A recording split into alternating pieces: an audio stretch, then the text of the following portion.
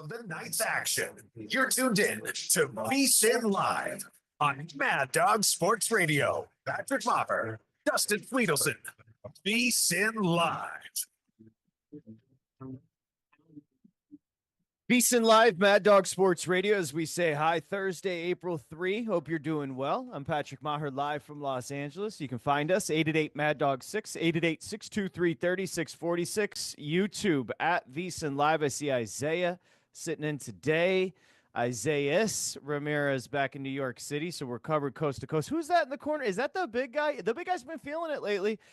He's got a big topic to lay out coming up here in just a little bit. We'll get to that as we do open up the program. Got a lot to do, of course. The Final Four will update you on those numbers. For your numbers, go to vsin.com/subscribe. $158 right now. You can subscribe and get the picks for the weekend in the Final Four.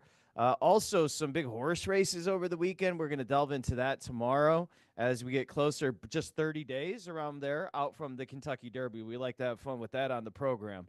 As far as the sports landscape this evening, Dustin and I were just talking about this one right before the game started. We got a cracker tonight, folks. That's what they say in England about a good soccer match. It's a cracker. Well, Warriors-Lakers, that's a cracker. All right, so the Warriors, of course, coming off the historic performance by Steph in Memphis. The Lakers are 46-29.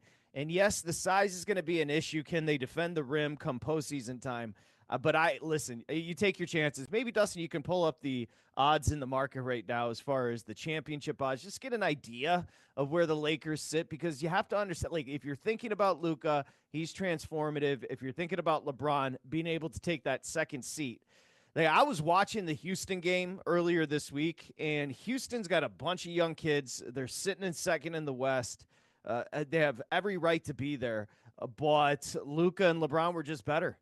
Houston's deeper, Luka, LeBron. And I think that's going to be the theme once we get to the postseason. Now, again, there were questions about size, maybe the worst rotation in the front court in the league when you lose Anthony Davis. But I'm not so sure with 5 players on the court it matters all that much. And we'll go to the market right now here with the big guy just to get an idea as to where the Lakers and Warriors sit as we get closer and closer to the postseason. Ahead of them, you have the Thunder. They are your favorite in the market right now, plus 145. The Celtics after them, plus 215. Then we have the Cavs at 7-1 and a big jump in the pricing.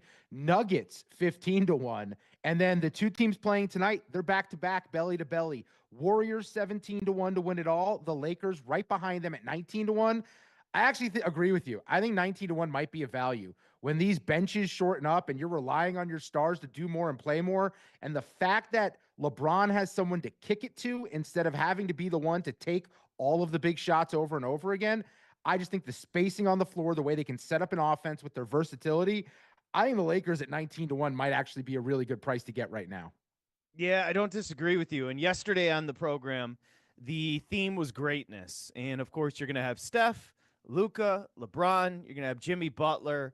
So some great ones there. You just mentioned the Denver Nuggets and Jokic, who's having an all-time year. He's going to average a triple-double with the true shooting numbers being better than Oscar, obviously better than Russell Westbrook. So that's greatness. And then that kind of trailed into the Dodgers yesterday. So we should start there, and then we'll move on to a broader conversation. And I just was thinking about it today, people. And I know I've been annoying you with this Dodger thing, but you have to back up to move forward to understand the conversation, because the conversation about the Dodgers, whether it be Dog or whomever you're talking about, had an issue with what the Dodgers did in the offseason. You know, it's fascinating. What the Dodgers did in the offseason, the game-tying double in the 8th was Max Muncy last night. And Max Muncy was just a dude on the trash heap. Anybody could have had him. He's become a star for the Dodgers. So you can throw that away. And this concept that they spent too much money, they're ruining the sport. You know, I got to thinking about it a little bit more, because I like to ask you a question and then just throw it out there in your car or at home and tell me what your answer is. What's your issue? Because I have an issue. And when I started on Mad Dog Sports Radio, people would be like, oh, what's up with the liberal guy? Oh, he's so about player empowerment. Ugh, so try to be progressive. That's not me. Like, yeah, I'm not racist. You know, I try to treat women well. Other than that, get the F off my lawn. Like, if you think I care about the NBA right now with the way that they're actually handling it, the spirit of the sport, you've lost your goddamn mind. And if you think I care, like, if you think the Philadelphia 76ers intrigue me and trying to bet on a sport where we can't get an injury report because nobody knows who's playing, and RIP to David Stern, who was like, hey, Popovich, what's this shit you're pulling? You're not going to play David Robertson in Miami. You're not going to play Robinson. You're not going to play Tim Duncan. What are you doing? And he squashed it. Then the hippie comes in, and now the player empowerment blows up. And you think I'm a hippie? No, I think it's goddamn ridiculous. So that I bring that up because of this. What's our issue with the Dodgers? A few years back, the Golden State Warriors won 73 games and didn't win a championship, as Dustin pointed out. And that is actually a perfect ending to it all.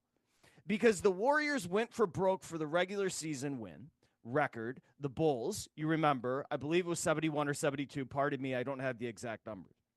But the point is, the spirit of competition that year, the Warriors said, we're going to embrace it.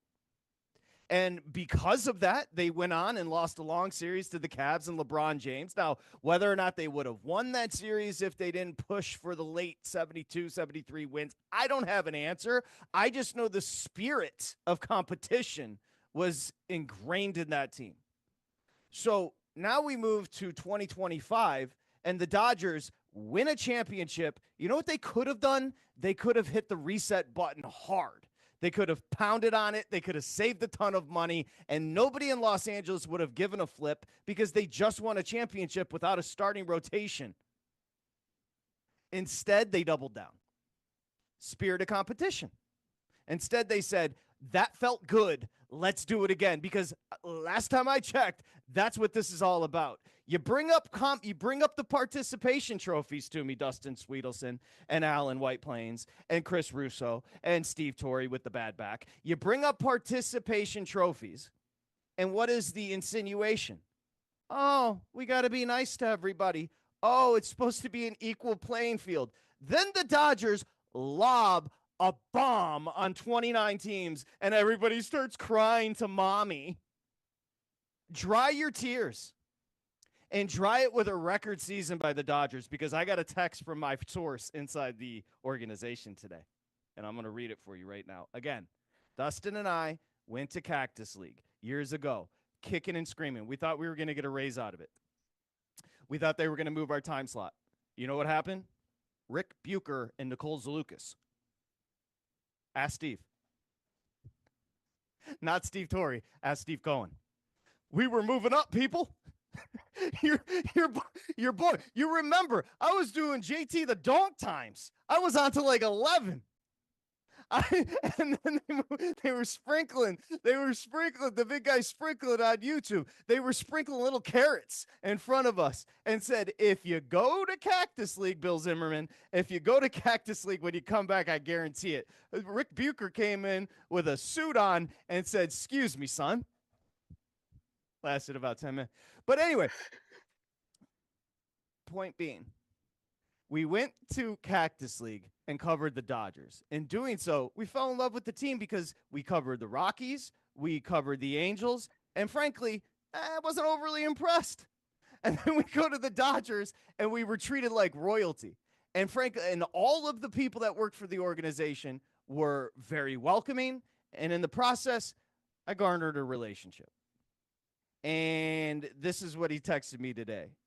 Tour continues on the road because they head to Philadelphia at 8-0. Tour continues. Now, what's the tour? It's the FU tour, as I've labeled it. This is antennas up for the Los Angeles Dodgers. They've heard Russo. And Russo is, listen, everybody in that organization knows exactly what Chris Russo is saying. Everybody knows that he talks to Manfred. Everybody knows that he's friends with Manfred. And everybody knows if a sport of baseball is being covered, Mad Dog Sports Radio does it better than any national product, period, full stop. So they know what's happening on this program. They know what's happening on Mad Dog. They know. And they know that people are bitching about them. So I've dubbed it the FU Tour this year. One championship was fun. This year, it's not about a championship. It's about the Warriors' spirit of competition. It's about the 116 and 01, or excuse me, was it 114 or 116, big guy? 116. 116 with the Mariners in 01. This is not just about winning another championship. That would be 3 for this iteration of the Dodgers. This is about saying F you to you, and everybody that complained about this team. That's what it comes down to. So the text was, tour continues, ... on the road. Because remember, they went to Japan, they came back home, they swept everybody, and now they head to Philadelphia. The Phillies are 5-1. That should be fun. Tomorrow night, we open up a 3-game set with the undefeated Dodgers. And have the Dodgers done it perfectly? No. No, they needed a walk-off from Shohei Ohtani last night. And by the way, that double from Muncy got us our over 4.5 team total. That's the big guy right there. You got to give him credit. He did give out that play. So, again, just to circle back before Dustin sets up his topic here, I think you have to ask yourself what we want out of sports, right? College football is completely ruined. College basketball, we can't figure out our asshole from our elbow. You got 4 number 1s in because everybody's transferring, trying to jump onto teams with cash. The NBA, you can't figure out who's playing. The NHL, nobody cares about, but everybody tries their asses off. The NFL is untouchable. And that brings us to baseball, where the Dodgers have decided to kick in an extra gear. And I think it's fun for the rest of the summer, frankly. Big guy, any thoughts? Well, how about that? You mentioned them taking on the Phillies. We have a marquee baseball matchup in April, a series that people are going to be locked into that could be a future playoff preview. Already getting that, Dodgers going across the country. But ultimately, last night was such a wild ride with the Dodgers. Down 5-0. They come back, end up winning at 6-5. Shohei bobblehead night, the drama, Muncy atoning for the error he made earlier in the game. And then I saw this stat floating around, and that was the Dodgers are 8-0. That is their 3rd best start ever. 1955, they went 10-0 to begin the year. 1940, they started 9-0. And I started thinking about this Dodger team because I think on paper, there's a case to be made this is the best baseball team, best sports team we've ever seen assembled on paper. Now, I started looking back at other teams that could be thought of the same way. I had 3 that jumped out immediately across sports that were considered the best on paper. I also had 3 that could have been called that, but they didn't get the job done. And those 3 that didn't get the job done have a common theme that I think the Dodgers actually showed last night. They don't have that same issue that those 3 losers had. But first off, the 2025 Dodgers, what are they? Well, they have 3 MVPs on the roster. Ohtani, Betts, and Freeman have won MVPs. They have Cy Young Award winners in Snell and Kershaw. They are absolutely loaded to the gills. They have backup plans when it comes to rotation, backup plans with versatility on the bench. They can withstand multiple injuries and still be the best team in baseball. Who does that remind me of? The first team, Patrick, 2016-17, the Golden State Warriors, who went 67-15. Who was on that team? Well, Kevin Durant came over, Steph Curry, Draymond, Iguodala. They had a loaded bench with vets. They had everything. They had threes. They had defense. They had facilitating. They had versatility. They had elite scoring. That was a perfect built team on paper. The next team, it's obvious. The 95-96 Bulls went 72-10. Jordan, Pippen, Rodman, Kukoc. It's tough to beat that as 4 of your starting 5. And then the other team, the Red Sox of 04. I don't think at the beginning of that year we thought that was one of the best teams on paper, but you look back, Manny and Big Papi and Damon, Pedro, Schilling, their role guys had absurd seasons. But the thing that separated that team in Boston from the Yankees, who they beat in 03, was chemistry.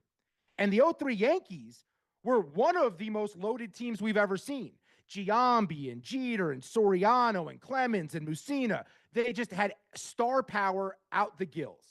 The problem is the Red Sox got hot at the right time and they had better chemistry. Another team we could think of that was one of the greatest. Hold on.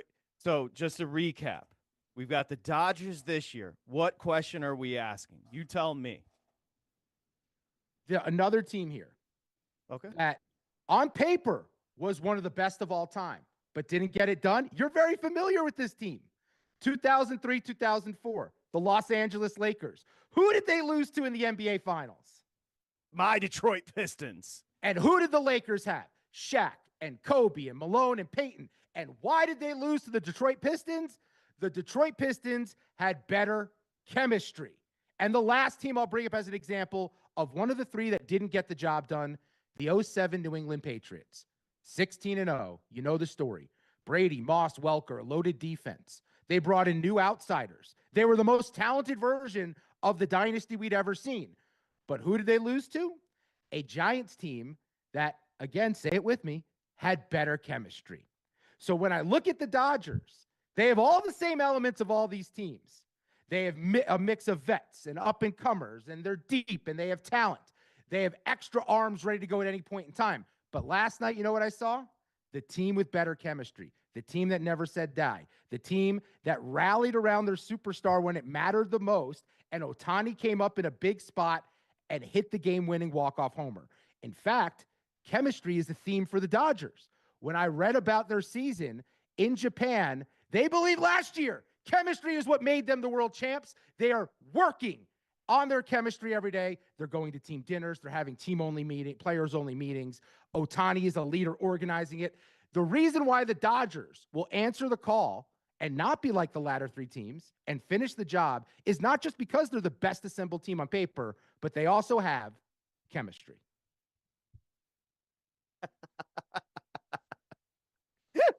Take a bow, big guy. But what's the question? The theme was there were three teams we could have called the best roster on paper we ever could have seen assembled. That was the '03 Yankees, the '04 Lakers, the '07 Patriots. But they didn't finish the job. Why didn't they finish the job? Chemistry. Correct.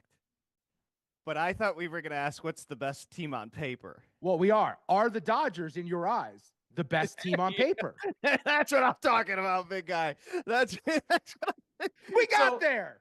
We did get there. But, hey, you laid it out well. And you're right. It has to have that. Now, you were clubbing your Giants not too long ago, being a lucky team. Now you're telling me chemistry at '07 had a little something to do with it. I like the fact that you've come around on your football Giants there. I do like that. Well, chemistry is a thing you can't really quantify. You can't say this is the chemistry. It's something that you see happen, and you can't guarantee it's going to show up when you need it. Yeah, so we were talking about it today. I think that just the general question, and I'm sure people have been doing this because, you know, that is the narrative surrounding the Dodgers this year. That is this the best team money can buy? But Dustin is bringing in that important element of chemistry. So on paper, in your lifetime, the best team you've seen is, you can fill it in for us. Because I think by the time this is said and done, if this is 117 wins in a World Series, you're going to have a hard time arguing that this isn't the best team we've seen in modern day, right? You mentioned the Warriors with Durant.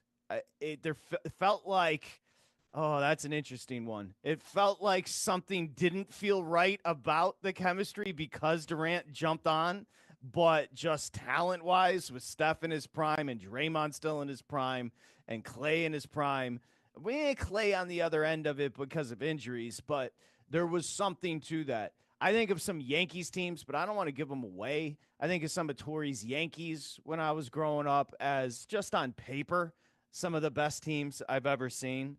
But this Dodgers team is certainly in the running. So let's open it up. 888 Mad Dog 6, 888-623-3646. The one that you brought up with the Lakers, that one holds a special place in my heart. Because remember, they had a Karl Malone. Now, Malone wasn't necessarily Malone. And Gary Payton wasn't Gary Payton. But Kobe and Shaq were still Kobe, and Shaq Capital. Yeah. So the idea that you could just throw a couple of aging legends into the mix and Phil Jackson would just figure it out, it didn't quite work out. On paper, it looked good, but it didn't come to fruition. You know, conversely, you had a team that had no superstars. Rasheed Wallace was not a superstar. Chauncey Billups wasn't a superstar. Rip wasn't a superstar. Ben Wallace had the accolades, but was he a superstar? He wasn't an offensive player. So you can go on, but the better team beat on paper the Lakers. So did we do it justice there? Yeah, no, that's exactly the point. Is the Dodgers can't be thought of as the greatest team of all time ever assembled unless they do the thing, unless they win that hunk of metal that Rob Manfred hands out at the end of the season in order to be thought of as the best ever. So right now they're the best on paper. They're the paper champs. Do you ever remember going into a season saying this is the best team I've ever seen? Because I don't think in any sport you can top what the Dodgers are putting out there in 2025. All right. 888 Mad Dog 6, 888 623 3646. Best team you've seen throughout your lifetime. Modern day, right now, the Lakers, the Dodgers are certainly going to be in the running. I need the Lightning and Senators to get some pucks in the net quickly here because we went heavy on that one. As far as the NBA, you've got the best matchup of the night coming up later with the Warriors and Lakers, which is a freaking great game. The Lakers are laying 1.5, 229.5 on the total. Baseball-wise, you just have one that is yet to start, and that's the Reds Brewers, because on a Friday, you've got everybody playing tomorrow to open up series. So a light night as far as baseball, a great game in the NBA, NHL, okay, and we've got the Final Four coming up on Saturday. So we thought we'd have a little fun to start the program with the Dodgers starting 8-0. The hype was there before the season started, and so far they've delivered on the hype. The best team you've seen in your lifetime is 888-623-3646. It is VSiN Live, Mad Dog Sports Radio.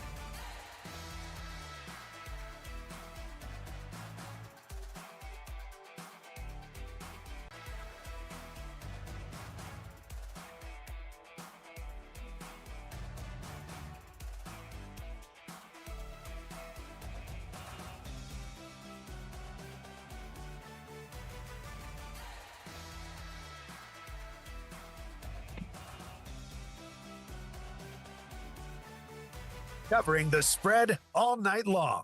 This is VSiN Live on Mad Dog Sports Radio. Here's Patrick Meagher and Dustin Swedelson.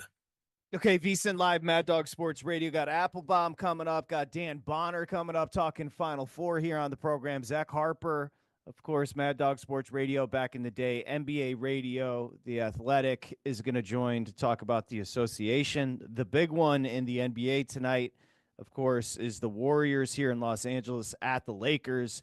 You've got Steph. You've got, obviously, LeBron and Luka, and now you've got Jimmy Butler with the Golden State Warriors, who are playing great ball. So that is going to be a hell of a game for an April 3 as we get closer and closer to the postseason. Remember, you can grab the VSiN newsletter right now, absolutely free. It costs you nothing. Go to vsin.com/newsletter. Set you up with the betting day, set you up with the sports day. Go to vsin.com/newsletter, enter your email address, and you're good to go. Dustin Swedelson, I'm Patrick Meagher. Isaiah Wrinkle in Las Vegas, Isaiah Ramirez back in New York City. So because we have a little bit of a respite, and we've been talking about greatness yesterday with the Dodgers and Steph and Jokic, Dustin came to me this morning and said, I've got an idea. Who's the best team you've ever seen? I think that's where we're going with this one, big guy. Yeah, best on paper. We still don't know. I mean, it's hard to call a team the best you've ever seen if they don't win a championship. But for now, the way things look with these Dodgers, this is the best team I've ever seen assembled in any sport. Okay, so I'm going to go first. I'm going to give you all I can do is tell you the team. When my team was playing them, they scared me the most, meaning it just felt like it was insurmountable to beat them. And for me, that was the 87-88 Lakers. Now, this was the bad boy Pistons, who 89-91. But I remember thinking, how is it possible to beat Magic? How is it possible to beat Kareem? He had the skyhook, which literally was unstoppable. How is it possible to beat Byron Scott, AC Green, James Worthy? It just seemed insurmountable. So right there, I'll start there myself. 87, 88, 89, somewhere in that range, those Showtime Lakers, they were just terrifying. To me, that was the best team I've seen. Yeah, and it feels like we're probably going to get a few mentions of the Lakers, depending on what year you were born. I feel like there's a few other versions of the Lakers people fear just as much as you fear them. So I think the Lakers are going to be a common theme with this topic. Did you give yours before we get to the calls? Well, I laid out the ones that jumped out to me.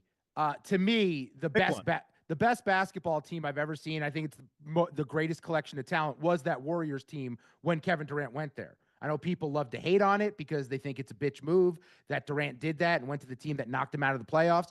But I watched that team play live in person, and it was majestic to watch them operate. Offensively, defensively, they had a little bit of everything. They had versatility when it came to both ends of the floor. They were just so much better than everyone else during that run when they had KD. And I think the underrated part of it was the bench. The vets that knew their role, that just had to perform in a limited spot, Matt Barnes, David West, Zaza Pachulia, Sean Livingston, like just had very, very strong guys there. And I don't think you put that team in any era, I don't think anyone's taking them down. Dodgers this year on the FU tour, looking to go on a run, become maybe the best team we've seen in modern day. Give us your answer. 888-623-3646. We'll start here, VSiN Live in Georgia, and say hi to Brent. Brent, welcome to the program. Thank you very much. What's going on, Brent? I was thinking of the Showtime Lakers, but I was such a big fan of the Big Red Machine in the 70s, and I'm just throwing them out there. I can't think of the pitchers at the time, but the 8 in the field and behind the plate were pretty awesome. A lot of MVPs, a lot of Hall of Famers. But that's all I want to do. Yeah, no, that's a great one. A little bit before my time, but obviously the Big Red Machine. You can go on and on, whether it be Pete Rose, Sparky Anderson, the manager, obviously Johnny Bench, Joe Morgan, Tony Perez, Concepcion, George Foster, on and on. That was just a tad before my time. Now, remember, for me, that led to maybe the Bless You Boys 84 Tigers. For me, that era was about as fun as you could possibly have in Detroit, and that was also Sparky Anderson. So Sparky managed. It was the greatest start in the history of Major League Baseball that year with the Detroit Tigers, and they went on to beat the Padres in the World Series. Sparky was involved with the Big Red Machine and the great Tigers teams as well in the mid-'80s. Let's say hi to our buddy Twizzy here in Los Angeles. Hey, Twiz. Hey man, what's up, fellas? Man, quickly on the topic at hand, the two best teams I've ever seen that didn't get it done was that UNLV team that lost the championship after winning one to Duke, and then that team, that college team that Michigan, the Fab Five. You know, those guys. I didn't think they would ever lose, but they lost, and I was amazed that they lost. The Fab Five. You and I are close to the same age. The Fab Five. I was in junior high. The Fab Five took over the state of Michigan, and I think the country. They did. It was unprecedented, just because of the swag as well, Twiz. Like there was an aura about them that was ridiculous. Oh man, everybody was wearing long shorts and black socks just because of them, and ball heads. They brought all that in. But look, shouts out. You guys know I appreciate you, man. Thank goodness that Max Money Munson got us to home with that 4.5 Dodgers team over. You know, I was loving that. And on top of that, I also had Shohei Ohtani hits, runs, and RBIs plus 2.5. So, of course, him winning the game and the way he won the game was great for my bank account. And then I also want to give one shout out before I have two questions. One shout out to your guest, and I can't remember who it was, but he gave out, and I followed him, that Zubac 2.5 assists. Oh, man. And you know what I did? And I even listened to him with the little ladder situation, and I put it at 3.5 also. So I won both of those because Zubac had came in with 6. So, man, shout out to the rap for making my bank account look right. Yeah, that was our boy Noops. Noops was like ladder Zubac tonight, and he went off. All right, real quick, 2 questions, and I'm gonna hang up real fast. Let you listen on the radio. One, Patrick, you had the other night the Lakers 226, I think, and a half. Yeah. Over, and at the end of the quarter, it was 19-16. What did you do in that spot? And then another question I have, when it comes time for the playoffs, because I hear you guys are doing things different at the end for player props towards the end of the season with the NBA. What is your approach for player props in the playoffs for the NBA? Man, I love you guys. I'm listening. Love you too, Twiz. That was a disaster. I think it was 1917. I bet over 226 the other night. It was Lakers. Help me out, big guy. It was Lakers. Who did you? Yeah. Houston. Yes. And so what you can do is I actually waited to halftime because you saw a terrible first quarter, and then both teams went off in the second. So I thought there was going to be an over adjustment on the halftime number on the total, which there was. I bet the under second half. I thought it was probably closer watching the game, the flow of the game. I thought it was probably closer to what we saw in the first quarter. So I was able to mitigate some of my losses on the full game over with the second half under. As far as prop betting, I'm not the biggest prop guy. Do you want to answer that part? Well, the props get hard for me that's pretty much, I don't bet sides or totals in the NBA. They get harder in the playoffs just because, one, there's a focus on fewer games. But two, my strategy is basically if a guy is out, who benefits from them being in? You're not facing that anymore. There's no more load management in the postseason. I would say unders would be the route to go, though. I know a lot of people don't like that. But with the reliance on so many more stars in these lineups to step up when it matters, you want your go-to, your big money guys to make plays. There are spots, I think, depending on the matchup, where you can look at some of those role guys and go under on their points just because you know the superstars are going to take over, especially late in games. Twizzy brought up the Fab Five. Two Detroit natives and Jalen Rose and Chris Webber. And these are all Americans, obviously Chicago, Juwan Howard, and then Texas, Jimmy King, and then Austin, Texas, Ray Jackson. 4 of the 5 went to the NBA. They made 2 finals, but they didn't win. So if we're going to go back to your original premise, on paper that didn't win, Fab Five is a tremendous answer. Yeah, if they would have won it all, that's the greatest college basketball team of all time. I mean, there's no doubt about it to me. And you're right. They took over more than Detroit. Everyone cared. You'll go in my sock drawer right behind me right now. It's because of the Fab Five. I don't own a single pair of white socks. I only own black socks because that's what the Fab Five were rocking. Outside of them, the only all-time greatest college basketball team I can think of is the Anthony Davis Kentucky team, and that did not have the same cachet as the Fab Five. Yeah, that was more of a movement. Remember, as freshmen, I believe they lost to Duke in the national championship game, and then the following year with the timeout, they lost to North Carolina. But I can't say they were the best team. It's just the assumption that you're going to get 5 McDonald's All-Americans and start them as freshmen, and they were that successful. That at the time, that just was unthinkable. Even now, that would be unthinkable. Now you're getting a Dalton Connect to come over to Tennessee at 25 years old, and then you're sprinkling players around him. Those were 5 true freshmen starting and winning basketball games off the jump. That was incredible. Yeah, and even more of a movement, they were doing NIL before NIL was legal. Well, that was my dad was it. Well, I won't get into it, but the gentleman that was paying the Fab Five worked at Ford, and he ran numbers at Ford. And if you grew up in Michigan, whether you work at Ford, Chrysler, General Motors, the post office, everybody runs numbers. He was the main guy running numbers, and he paid the Fab Five. Yes, you can Google it. It's very easy. You don't have to be a detective to find out what happened there. They were riding around like Mercedes. Okay, it's factual. Let's go to Arizona and say hi to Steve. Hi, Steve. Welcome. What up, Phil Patrick? What up, Doe? All right. My best team I ever saw only won 1 World Series, but we're in 3 straight. It was the 1969-71 Baltimore Orioles. They had Brooks Robinson and Frank Robinson as their 2 linchpins, and they had in 71, they had 4 pitchers who won 20 games. Dave McNally, Jim Palmer, Pat Dobson, and Mike Cuellar all won 20 games. And they lost in the World Series in 71 to the Pittsburgh Steelers, or Pittsburgh Pirates. And that was the last year that Roberto Clemente played. Anyway, that's the best team I ever saw. Thanks for 69-71 Baltimore Orioles. That's why this experiment is fun. I don't remember them, but I've certainly read about them. Okay.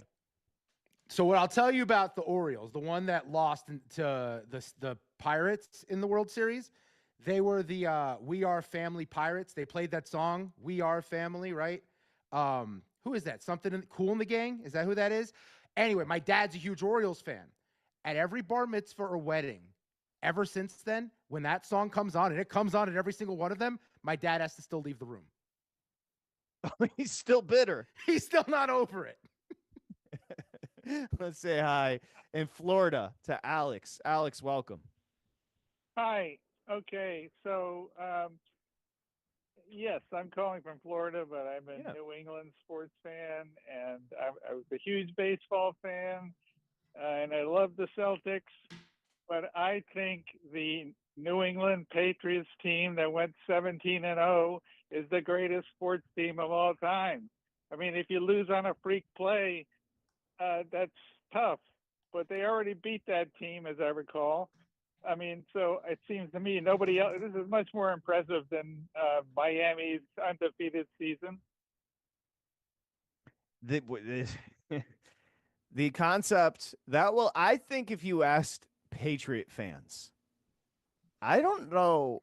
Well, obviously the championships matter. I think losing that year is worse than winning the championships. They wanted all of the smoke for being the greatest, and losing to the Giants was such a dagger. The question is, would you give up 2 of those Brady Belichick Super Bowls for that one to be a perfect season, to have the history, to have all of that? Because, I mean, watching them that year, it was the first year they opened up the offense. Like Randy Moss, who it looked like may have been towards the end of his career, like we didn't know what he had left. No, he still very much looked like Randy Moss. Wes Welker was setting records. The defense literally was everyone on the Pro Bowl. Everyone on the All-Pro team was their defense. Adalius Thomas, Vince Wilfork, Samuel Seau, Rodney Harrison, Teddy Bruschi. Like, that was the best That was the best roster they ever had, and somehow it's the one that didn't win a Super Bowl. Would they give up a Super Bowl? They beat the Carolina Panthers, and everybody remembers Janet Jackson's boob. Of course, they give up that Super Bowl. Like, you know what I mean? Like that was the year for the Patriots. That was building towards something special, and it was spoiled by the dummy throwing it against Tyree's head. Look, good Patriots team that year. Great Janet Jackson boob, if we're being fair. Yeah, it was special. Let's say hi to Brandon in Arizona here on VSiN Live. Hi, Brandon. Hey guys, how you doing? I'm gonna chime in on the best team I ever saw, and that would have been the '94 Niners. And I mean, they were just stacked offensively with Young, Rice, Brent Jones, Rathman. I believe Ricky Waters is on that team. And then conversely, I'd say whatever Niner or Cowboy team lost in those championship games, probably the best team that never won, because that was basically the Super Bowl those years. You could do a lot with the 49ers from that era. I'm surprised, and maybe a lot of people on hold, I'm surprised we haven't heard from somebody talking about the Cowboys. Yeah. And I'm sure somebody will bring it up. For me, that era of cowboy football, while great, I don't know why it just struck me as so mind-numbingly boring. It's because you have a weird grudge thing that I have. You know, you have a grudge. It's a personal thing. It's because at the same time while that was going on, your team, the Detroit Lions, had the best team and best player in football in Barry Sanders, and you had to watch a running back who you can't stand in Emmitt Smith get all this credit for being the best running back in football when everyone knew the reality was that Barry Sanders was the guy. Yeah, I mean, I had to watch Emmitt Smith, who's he's a fine running back behind the greatest offensive line ever constructed. Just put together 3.5 to 4.5 yard runs, and then over the top to Irvin, and great defenses. Remember, there was the shuffle into Barry Switzer, and still won a championship. It was just, I don't know why. I think. Listen, Aikman's good on television. I thought he was overrated as a quarterback. There, I said it. It was more of an ensemble then. It wasn't about one. It was an ensemble. It was that trio. I can tell you this, growing up, I grew up 45 minutes from Giants Stadium. There were no Giants jerseys in my elementary school at that time. It was all stars everywhere. Cowboys. Yeah, the Cowboy star. Yeah, Cowboy star. Absolutely. Bill and Chevy Chase here on the best team. Hi, Bill. Hi, guys. First, a couple of preliminaries. We Are Family is Sister Sledge, not Cool in the Gang. Mr. Sledge. Okay. Nice. What, Bill, what else is Mr. Sledge known for? Is that the only song? Sister Sledge. It's women. Oh, sister. Oh, got it. Okay, well, quit while you're behind, Dustin. The 69-71 Orioles that the other caller mentioned are a very great team. I looked it up once. They have the all-time major league record for the most wins over a 3-year span, with averaging 106 per season, 318. And you are absolutely right about Troy Aikman, Patrick. Look up his body of work. He did nothing. I mean, he is Hall of Fame by association. I like him, but it's clear. Now, as to the teams, I think the greatest, I'll stick with college basketball. The greatest college basketball team that didn't win, I think, was Phi Slama Jama. And the greatest team of any sport that I've ever seen, and I'm a little biased towards these guys, the 67-68 UCLA Bruins are the most dominant team I have ever seen. It's the team that beat Houston and Elvin Hayes, who had beaten them in that epic Astrodome game when Alcindor was hurt. They beat them in the semifinals by 32 points. They beat what was one of Dean Smith's most heralded North Carolina teams in the finals with Charlie Scott by 25 points. Nobody like them. And by the way, even Bobby Knight's 76 Indiana team was better than the Fab Five. But one last thing, getting back to our conversation the other day about Cooper Flagg. How about, because you used the term point forward after I was off the line. What do you guys think of Chris Webber as a comparable for Cooper Flagg? Yeah, I like the Webber comp. Somebody else mentioned that, Bill. Thank you.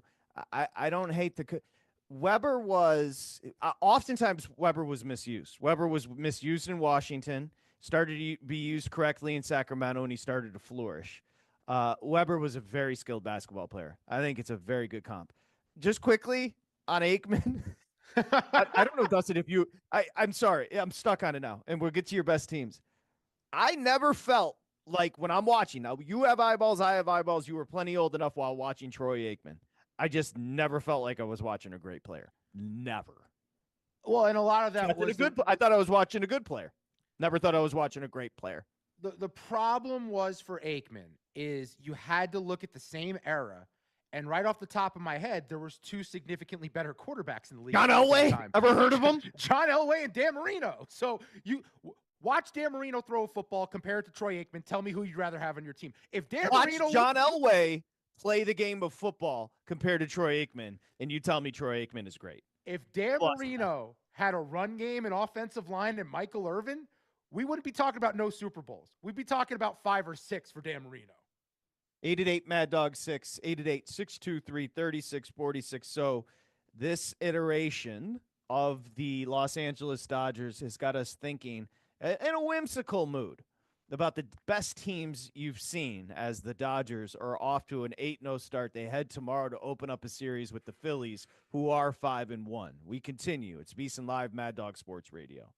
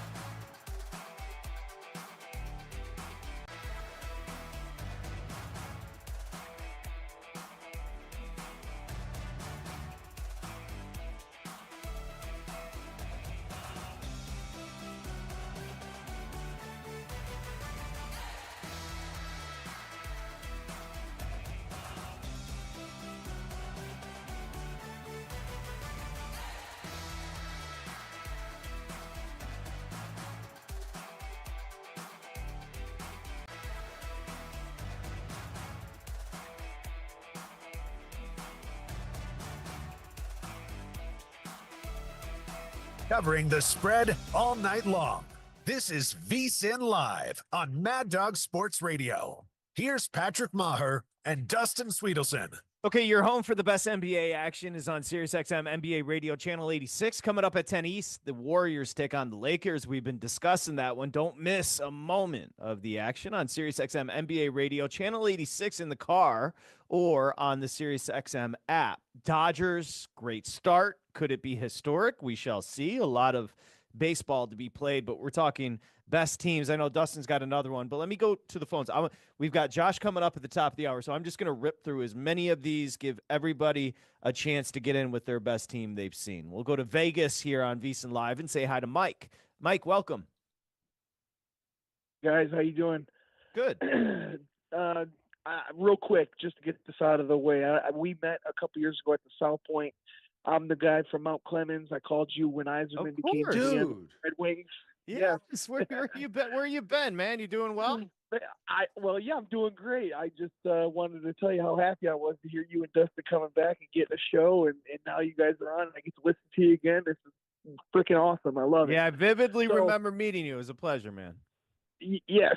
So to get to the greatest teams of all time, I told your producer or whoever answered the phone there, I was a little bit upset you haven't picked up on, from your hometown team, the greatest team ever assembled in the NHL, and that was the 2002 Detroit Red Wings.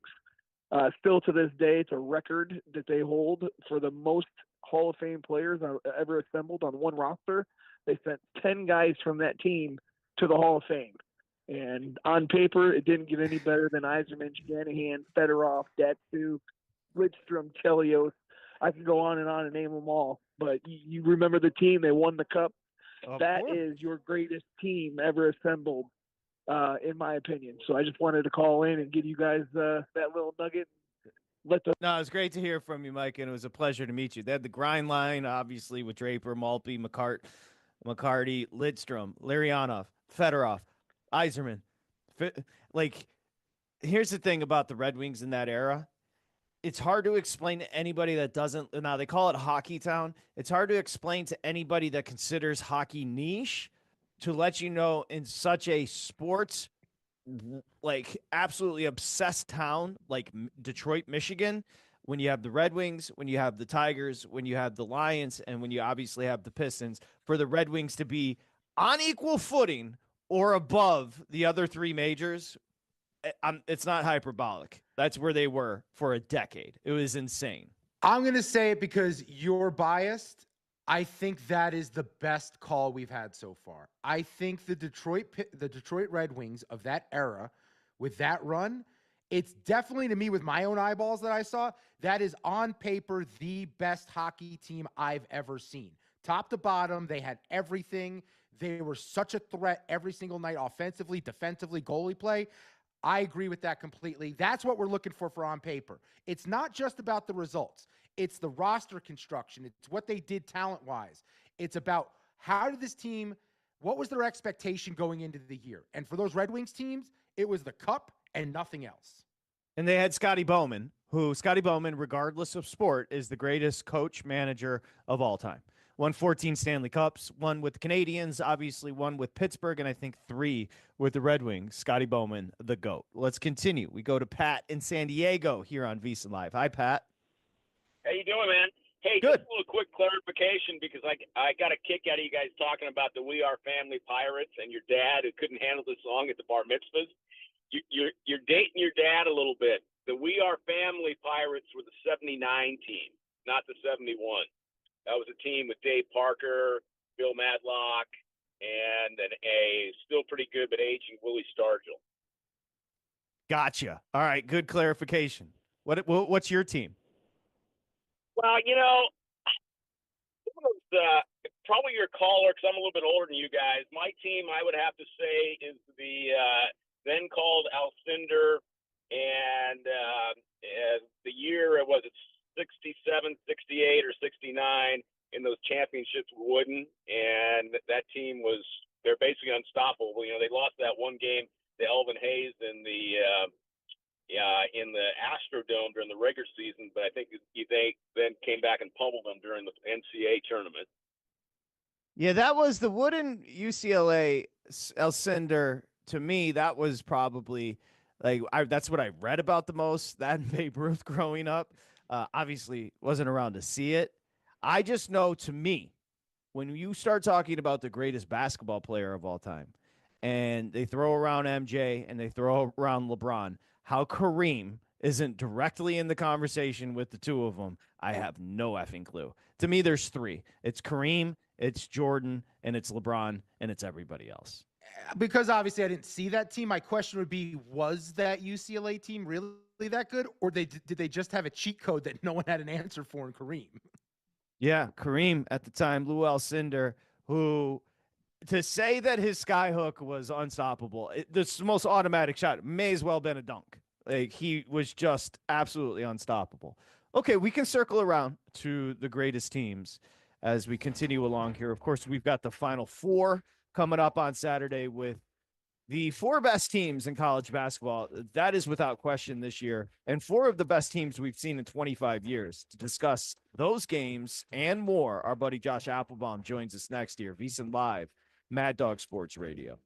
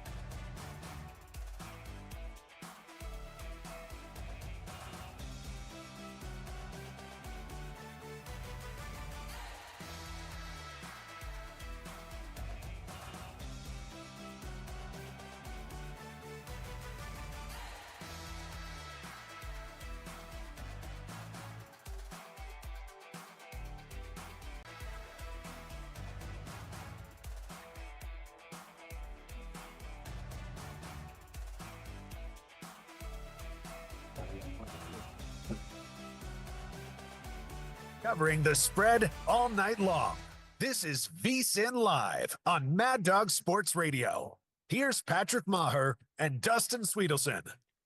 Okay, get 24/7 sports betting coverage on channel 158. That is VSiN, and on the SiriusXM app. And as an exclusive offer for SiriusXM listeners, you can get full VSiN Pro access through August 1st. So April, May, June, July, August. That's a good 4 or 5 months for just $19. You're going to get a daily email with all the best bets. Again, it's all categorized. It's very easy. You take the bets you want, get rid of the other ones. Exclusive betting splits from DraftKings, Circa Sports. Plus, we've got our Kentucky Derby betting guide and our NFL betting guide dropping this summer, setting you up for winning football season. Go to vsin.com/subscribe. You have to use the promo code SERIOUS. Again, it's $19. You're going to pay $19 and get like 4.5, 5 months of coverage. VSiN, the sports betting network, as we do welcome you back here on VSiN and, of course, Mad Dog Sports Radio. It's VSiN Live. Dustin Swedelson, I'm Patrick Meagher. We've got our buddy Josh Applebaum joining us, and he was talking. He's a Red Sox fan now, people.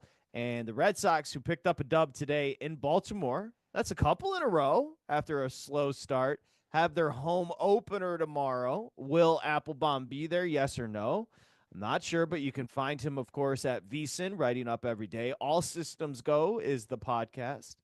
And speaking of betting the NFL, he's got his second book coming out. The NFL Sharp Betting Playbook comes out on August 12th, 2025, which you can pre-order right now on Amazon. Hey, listen, you got to be in a good mood. Home opener tomorrow. The Red Sox pick up a dub today, move to 3-4. Maybe looking up for the Red Sox, Josh? I think so, Patrick. And Dustin, great to see you, my man. And yeah, it was kind of a rough start. I mean, the Sox won the opener. You're like, okay, pretty excited. There's a lot of interest in the Red Sox, more so than the last, I would say, 4 or 5 years. Last 4 or 5 years have really struggled. Really, John Henry has not spent any money. This team has been in last place pretty much every year. You make the Crochet trade. You bring in Alex Bregman. You bring up some of these young guys. Started off great, won the opener, then had a bit of a slide. Now they took 2 out of 3 against the Baltimore Orioles. Won again today as a short road dog. But the story to me, guys, is Christian Campbell. I mean, he really was a guy over the offseason that got a ton of hype. He actually was an A-ball last year, so his rise to the major leagues is incredibly fast. But the Red Sox locked him up with a deal that I think he's going to be probably mad at in a few years. I think it was only 8 years at $60 million. So if he overperforms that contract, I mean, this is a bit of a steal for the Red Sox. Tells you maybe he's not all about the money, but so far he's hitting .455, 2 homers, 4 RBIs. He really looks like he belongs. He's a young kid, and his Rookie of the Year odds have really spiked. He was plus 400 yesterday, hit a homer today. He's down to plus 175. So I think there's excitement around the Sox, and now we come home to Fenway. Guys, still all that being said, I'm about a plus 200 dog to go to opening day tomorrow. Well, Josh, first of all, on Campbell, he opened 11-1 for AL Rookie of the Year. So we're down to plus 170. He looks awesome. 10 for 24, as you mentioned, the homer today, put them ahead 4-1. Absolute stud. The buying out the arbitration years, I mean, that's the new trend. That's progressive. It's smart. Keep the player happy. Give him some money up front. Well, what do you think the ceiling is for your team? Because that AL East is going to be brutal. Don't know what to make of Tampa playing in that AAA stadium. They might find some offense because of it. The pitching's always there. Baltimore's Baltimore, although you guys just did take 2 or 3 from them. And the Yankees have found a loophole inventing new bats to make sure their offense doesn't slow down. So how do you feel about where the Sox stand in the division? Yeah, so first I got to say, the godfather of this program, Mad Dog, if you guys saw he went off on the torpedo. Yeah, torpedo bats, they're nonsense. That was maybe the greatest viral clip that I've ever heard. So shout out to Mad Dog. But yeah, I think this, going into it, we had the Yankees as the favorite to win this division, but it wasn't a minus number. They were, kind of right there with the Red Sox behind them. Now, personally, obviously I'm biased. I'm a Sox fan, but as a bettor, I am on the Red Sox over 85.5 wins. So I think it's going to come down to it. This is the kind of division where, if you stay around 500, you can make a run late. You could take this thing. So obviously the Yankees had a big, detriment losing Garrett Cole. If he's healthy, I think they're probably more of a favorite to win this thing. I don't think you can totally give up on the Rays. The Jays are competitive. The O's to me too. Let's not totally dismiss them. They're going to get Gunnar Henderson back. So competitive division, but as a Sox fan, I think at least for the first time in maybe 4 or 5 years, Sox should at least be in the hunt. Josh Applebaum joining us. We're going to talk some betting systems. Of course, we'll get to the Final Four and Josh's plays. Early in the year, baseball betting. It's a grind. We talk about it every season. Is there something you've taken as far as a trend? Obviously, scoring has been nuts to start the Major League Baseball season. Is there anything that stands out with the early betting? Yeah, so a random thing before I get to my overall top betting systems, keep an eye on the overs with the Sacramento A's, that kind of, rinky-dink stadium there, Mickey Mouse Stadium. They're 3-0 to the over so far. Odds makers probably will adjust to that, so I don't know how long that'll last. But overall, guys, I'm a contrarian bettor. I was raised on, you play dogs. You bet a lot of dogs. You bet divisional dogs. You only have to win 47% of the time. But if you can take that plus money. You can have a losing record, but actually have a positive ROI based on the plus money payout. But I've kind of tweaked my system over the last couple of years because, I don't want to stubbornly do something that was great in the past, but no longer, was really proving out to be correct. And with that being said, MLB to me has become a bit of a chalkier sport. Like so far to start this season, favorites are 62 and 36, 63%. That's a 6% ROI. Really, even more so, you look at home favorites, they're 40 and 20, 67%, 11% ROI. Now, in general, if you look at favorites versus dogs, let's look at the last 5 years, guys. If you play all favorites over the last 5 years, they're winning at a 59% clip. But if you bet $100 in every favorite, you're down $25,000. So that's a huge loser. But if you play every dog during that time, you're 41%, you're down $37,000. So it's not just to say like, you're losing if you blindly take one or the other. The point is just that you're actually losing less by playing favorites than you are by playing dogs. And that's really one of the only sports where we've seen that happen. So to me, with that in mind, it doesn't mean you bet every favorite, but we can get into the systems if you want. Now, Patrick, there are systems that involve favorites that check off specific boxes that I typically lean on more than I used to. Okay. Well, let's do that. Let's jump right into one of the systems when talking about betting favorites. That's a great outline. And that's why baseball is so difficult, because if you do just have a blind system that you're married to, hey, I'm just betting dogs. You just mentioned the 37,000. So you can't just be married to it. You have to find other loopholes and put together systems. Let's start with one that you have as far as favorites. Yeah, so favorites the first thing that I look at. So overall, like I'm going to start with the current market. I'm looking at a team that has maybe 10 cents of steam movement. They're getting a low bets, higher dollar bet split. That's my starting off point. Like if you're a favorite, you open minus 120, you're up to minus 130, you're getting maybe half the tickets with 70% of the money. Okay, that's my starting point. Tells me that the present day data, they're taking in some sharp action. But then I try to layer in a few of these things. Like one favorite that you can easily distinguish is division versus non-division. If you look at non-division favorites, they perform pretty well here. And really the point there is the lack of familiarity. When you have two teams outside of their division, they don't really know each other that well. The data proves out that actually the favorite performs better with the lack of familiarity, kind of the cream rises to the top, that sort of thing. And then if you layer in some steam, a non-division favorite with, again, 10 cents of movement in your favorite or more, to start the year this year, those teams are 22 and 10, 69%. They've been pretty good historically as well. Interleague is another angle here. Like that's the ultimate lack of familiarity. One team's from the AL, one team's from the NL.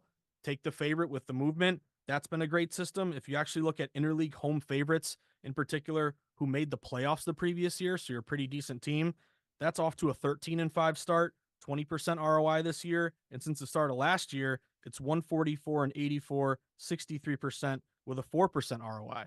Another thing I like is a favorite with a low total. If you're playing a favorite, I want the total to be ideally 8 or less, 7.5 or less, because fewer amount of expected runs scored, more likely to come from that better team. And then one that I stumbled on, I always try to tinker with my systems and try to come up with new ones, not just rest on old ones. But Patrick and Dustin, if you're a favorite and you're trying to avoid a sweep, you saw this with the Cardinals last night. You're favored, interleague play, the line moved to the Cardinals. They had lost the first 2 games. That team, to win the game and avoid the sweep, 64%, 7% ROI since 2022. So it doesn't mean you're going to get all these matches every single day in MLB. My angle is I want to marry the current data with these systems. And if I can get some overlaps, 2 or 3, those are probably going to be my best bets that day. Real quick, Josh, just for our audience who's maybe new to betting and they don't understand, because you'll throw out a system and you'll say it's hitting at 56%. And people go, hold on. I know this has been an issue for some people to grasp in the past. 56% in betting means you are winning hand over fist, consistently money. What is the number at minus 110 odds that bettors are looking to achieve in terms of win-loss? Yeah, you teed me up there perfectly, Dustin. This number, and Patrick knows it, it's in the back of every bettor's head, 52.38%. So if you're laying minus 110 juice, you got to win 52.38% of the time just to break even. Anything, 52.4 or higher, basically, you're actually a successful bettor. Now, one thing I will throw at you, Dustin, is like 55% in a spread sport. Man, you are crushing it. You are absolutely killing it. 55% in a money line sport like baseball. Like you notice, all these systems I gave you are like 60, 65, upwards of 70%. That's because in baseball, because you're laying the juice, because we're playing favorites that aren't minus 110, they're minus 120, minus 160. You got to win at that higher rate to overcome that juice. But again, this is something new bettors always fixate on. I'm going to win 80% of my bets. I'm going to win 70%. No, start with a magic number, work your way up, and just know that you're going to have to win at an even higher rate if you're going to play favorites in a money line sport. One of the smartest around, our buddy Josh Applebaum, VSiN betting analyst, All Systems Go is the podcast. I'll get into the book here in just a bit, but somebody I've certainly learned a lot from when it comes to betting, and he does stay true to his systems. Let me ask you something that Dustin and I always have fun with when it comes to run line and puck lines. So let me just explain this to new bettors so we don't get caught up in the weeds. A run line baseball bet is, let's just call it consistently 1.5. So again, if you have a team that's favored and you don't like the heavy price, what you do is say, I like the Yankees over the Orioles so much here, but I don't want to pay $1.80. So I'll lay a 1.5 and I'll lay $1.20 and mitigate some of the juice, right? So that means the Yankees would then have to win by 2 or more runs, or at least 2 runs. You can take a 1.5 with the team as well, and that translates into the NHL where you can lay a 1.5, and it's the exact same. You got to win by 2 goals. I hate run line. I hate puck line betting. It's something that I haven't even done, frankly, the research on it. But I do know that I either pass on a game, but if it's too much juice and I don't want to pay a price, I'm going to pass on a game. I'm not interested in laying a 1.5 or a 1.5. Where do you stand, Josh? I'm kind of with you, Patrick. Now, when you first kind of learn about, run lines, puck lines, because you're always thinking, money line spread, obviously the different sports, money line with baseball, hockey, spread, basketball, football. But then you discover, I can, play the Dodgers instead of minus 200, I can get them down to minus 115. You're like, oh, this is like the cheat code. This is the moneymaker here. To me, though, I think if you play them enough, it just, especially in the NHL, Patrick, this, like empty net goals. That empty net goal is either going to make your run line bet or break your run line bet, which can just be, a backbreaker there. So I don't play them a ton. I will give you, I'll nod to people who do like run lines because you can get a better payout. Like, for example, Phillies played Colorado today. That wasn't a huge line move play. They're like minus 200. I guess they did creep up to like minus 215, minus 220. Now, they won the game 3-1. You had to sweat it because Colorado had the bases loaded. Doyle struck out, so that could have obviously been a different outcome.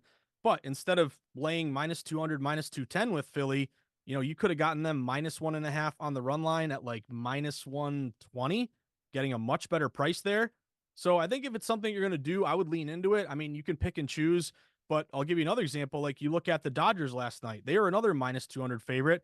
I can't believe they came back and won the game, but they did not cover the run line. They won by 1 instead of the 2. So I'm with you, Patrick. I don't play a ton of run lines, but I do respect people who can pinpoint angles where you can take a price down as long as they win by 2 or more. Yeah. Big guy, I will say this. I was obsessed back in the day with those message boards. And I do believe now, whether or not this nerd was correct or not, I remember drinking one night in South Carolina. It was circa like 2000. And I remember like scrolling down and down and down on this message board. And this dude was like, if you're laying run lines, you're insane. Here are the percentages of games that have been decided by 1 run in baseball going back to 1933. And I'm like, sold. And so that kind of got into my brain where I'm just like, the amount of 1-run games scared me away from laying a 1.5. Yeah, what about situations where, like, because baseball's so unique, your team has a lead, you're covering that run line. Well, then the manager goes, I'm not going to waste my best relievers. And all of a sudden, that guy finds your 4th, 5th best arm out of the pen, finds himself with runners on, and people are scoring, and now your run line's in threat. Selfishly, though, I have to ask Josh a question. And unfortunately, it's about how things are going for me with baseball. I thought I was about to become the greatest player prop bettor in the history of baseball betting. I was identifying 2 or 3 dogs every day from a player prop perspective. They were going off, very profitable. So what do, Josh? I start thinking, I've got a good edge. Let me sprinkle in more where I'm laying a price. Nothing crazy, never more than like 120 on a prop. But now things have come back down to earth. So I'm asking you because Patrick's kind of like my professional therapist. I have a life therapist. Her name's Robin. You're my betting therapist. So as my betting therapist, how should I shift my mindset? Should I just look for those prices where I can get a plus price on 1 or 2 props a day? Or should I go volume and think that in the long run, I'll be successful? So I will always be your Dr. Melfi to your Tony Soprano. Don't you worry. Well, that's Dustin. some weird tension, Josh. That's some weird sexual tension. Yeah. No weird couch scenes or anything. None of that. Just straight up, I'm here for you is what I mean to say. But I think you got to find out just what you're comfortable with, man. Like me personally, I used to be a huge volume bettor with MLB. Like I loved having, and this was like my single days before, I got wifed up and I got, other responsibilities. So I would love to come home and, pick up some food, go to my apartment, and sweat like 5, 6, 7 baseball bets a night. Like I just want them back to back. That was my fun, my entertainment. I realized that, I was hurting myself by betting so many games because I would maybe have that occasional 5-1, 5-2, great night, feel great. But then you have a 1-5 night, you go 0-5. I mean, it really crushes you. So I've learned over time to like really try to limit my bets. Like I'm trying to bet 3 or 4 baseball games a night, even like 3. To me, 3 is like a magic number because if nothing goes your way, you go 0-3. I'm a flat better. I lose 3 units. Terrible night. It is what it is. But if you can just like my goal every night is to grind out 2-1s, as many 2-1s as I can. Even if you're laying a -140, -160, you go 2-1, you can get, 0.7 units, 0.6 units, and just try to stack as many of those as you possibly can. So I would lean kind of more, less is more. But I would say, Dustin and Patrick, I think I told you about this before, but Rhythm, who is running a great promo in the VSiN newsletter, really is fantastic with their player props. So, Dustin, you got to download Rhythm, go to their MLB tab, see if you have any overlap there. They have some really good recommendations. Overlap's the key because Patrick, my issue is ego. I want to do it myself, but Rhythm would be good because then I can compare notes and I can say, I like X, Y, and Z. They like X, Y, and Z. That means it's a must fire. Well, let's focus on that and bring this away from, hey, it's 3 guys talking nerdy sports betting, and think about what you just said, and that is temperament. I believe that Dustin, no offense to you, I believe you and I are disastrous when it comes to sports betting. We have a hell of a time, but our emotion gets the best of us. Patrick, we win. Go ahead. I have 8 baseball bets today just because I've been running hot lately. All I'm doing now is negating all of the progress I made. Lombardi used to get pissed at me, and Josh knows this, but I would always say temperament and timing. And the reason I would say temperament and timing is because I think sports betting is about having the right temperament and timing the market. If you and Josh has those. Josh is more medium than you and I are. Yes. We run hot. I'm a chaser. If I lose something, I need to go and fix it. Josh is like, I'm going to bed 0-3. I'm going to wake up and go 3-0 the next day. Everything's sunshine. And he's just got a positive temperament. You are gluttonous. Yes. You chase dopamine. That is the difference. Josh, temperament and timing. I'm going to write a book about it one day. Patrick, I will be your ghostwriter, man. I would love to work on that with you. And you're totally right, man. Like betting, and again, you said some fantastic compliments to me, Patrick, but when I have a losing night, it crushes me. It kills me. Like I think about, my podcast where I recommend plays or I write something on the VSiN, article page and the plays I talk about go 0-3. Like it kills me. It's not that I lost money. It's that I spent time breaking down these games. And again, maybe I beat the closing line. Maybe it was a really sharp bet, but all that a lot of people care about is that they lost. So it kills me, not that just I lost a bet, but that people who tailed or followed the recommendation, they lost as well. And that really, really bugs me. Like that is like the worst part I think about, just, I don't want to give people losers. But the reality is betting is really hard. And then you realize how hard it is to win consistently, and you can make a smart bet and the bullpen can blow it for you and it's out of your hands. You can make a great bet. The ref screws you. I mean, these things happen, but that's why to me, Patrick, it's like, I made this bet. I'm going to sleep in it. I'm a data-driven bettor. I'm going to lean into it. I'm going to play it long-term. I know it works, but I know you got to grind with it and you can't get too high or too low. You just got to stick with the flat betting, playing those systems. And that's really, to me, where I kind of find my, my Happy Gilmore happy place. It's like, hey, I'm going to play it if it's sharp and I'm going to hope it wins. But if it loses, I'm not going to kill myself over it. Well, I'll compliment the big guy because I complimented you. Dustin is consistently at the top of the VSiN.com/picks leaderboard. But if he loses one, that sports betting, if you're just getting into it, what you have to understand is the losses hurt a hell of a lot more than the wins feel good. And that is the point. If Dustin is consistently near the top of that leaderboard, if he loses one, it puts him in a bigger funk than winning one makes him feel good. That is the dichotomy of sports betting, people. 32, 18, and 1 over the last 7 days right now. 32, 18, and 1. And I'm still thinking about how Nick Castellanos couldn't go over 1.5 total bases yesterday at plus 126 because he was facing a lefty and a guy that he mashes in Freeland. I thought it was an absolute lock. I loved it. And that is the biggest issue I have is those losses sting. And then that's when I wake up and I go, you know what? But outside of that, I've been hot lately. I've rethunked this whole thing. I know exactly what I'm doing. I'm going to bet 1 million games. So Josh, I guess here's a question I have in relation to that. Something Patrick taught me early on with baseball betting specifically was, really any sport, if you're in a funk and you're like 0 for 7, 0 for 8, identify the one dog on the board that you like. And then the next day, identify it. And once you realize you're hitting a couple dogs, that means you're seeing things clearly again. Do you have any strategies you do when things aren't going right where you kind of reset things? So I guess when things aren't going well, to me, yeah. Yeah. So there's a lot of answers to that question. To me, I think the first thing is really just get down to the basics. Like really focus on, like, for example, I think one advantage bettors have right now is that there's a lot of different sports going on. You got college basketball, you got NBA, you got hockey, you got MLB. You know, as a data-driven bettor, I feel like, hey, I can, track and monitor and make bets on all these different sports. But I'll give you guys an example. I just cannot hit a hockey play for the life of me right now. So am I going to continue to just say, hey, screw you, hockey, I'm playing you, I'm going to find my win and get back to 500? No, I'm going to say hockey's not working for me for whatever reason. Sharp moves aren't winning. These systems aren't coming through.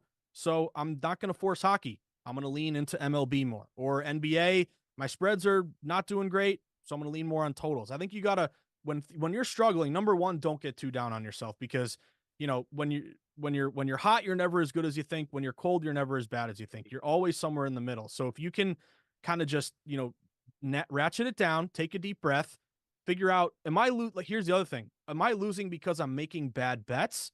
Like, am I betting a dog at +5 and they close at +6 and I just got beat by the closing line? I made a stupid play. Or am I making bad bets and the team's just not winning? Like, am I making a play where I get a baseball game at -120, they close -140 and they lose the game? Like, I think that's important. To me, all losses, suck. They hurt. They're really, hard to deal with. But I feel like if I'm making sharp bets, beating closing lines and losing, I don't feel as bad as if I'm making dumb plays where the line goes away from me. It was too public. Maybe I let my own bias seep in. Those are the losing streaks and the bad bets that really, really, kind of stay with me.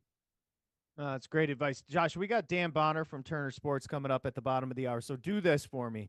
Pick one of the final four matchups. We'll point everybody over to VSiN.com and All Systems Go, the podcast, for the other one. But give me one matchup, whether it be side or total, you like. And then we got to get to Dan here.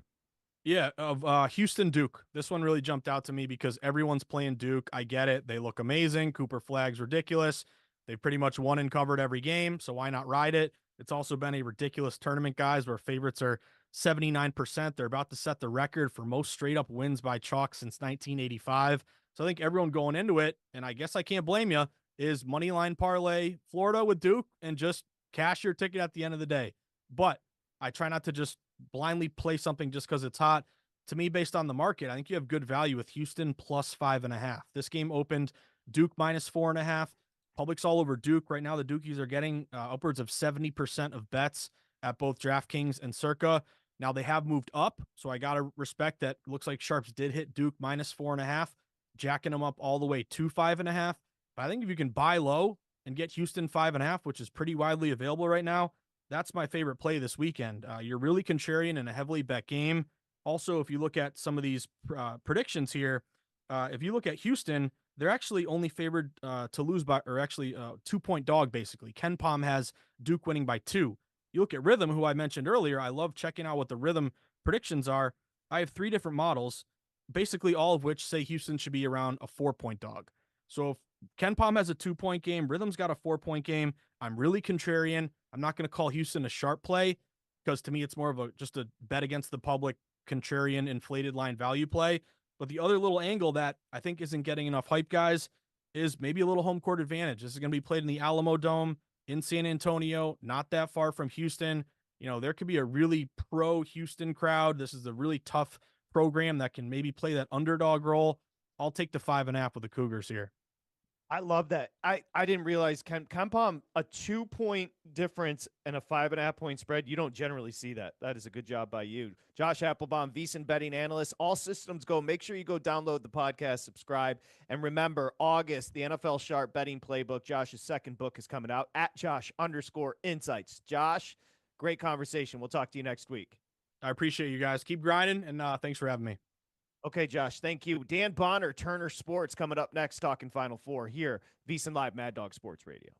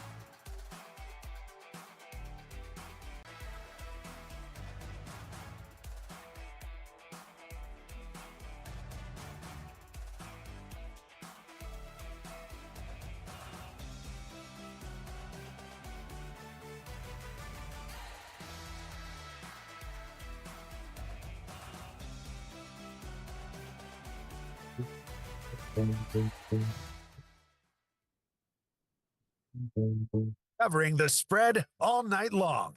This is VSiN Live on Mad Dog Sports Radio. Here's Patrick Meagher and Dustin Swedelson.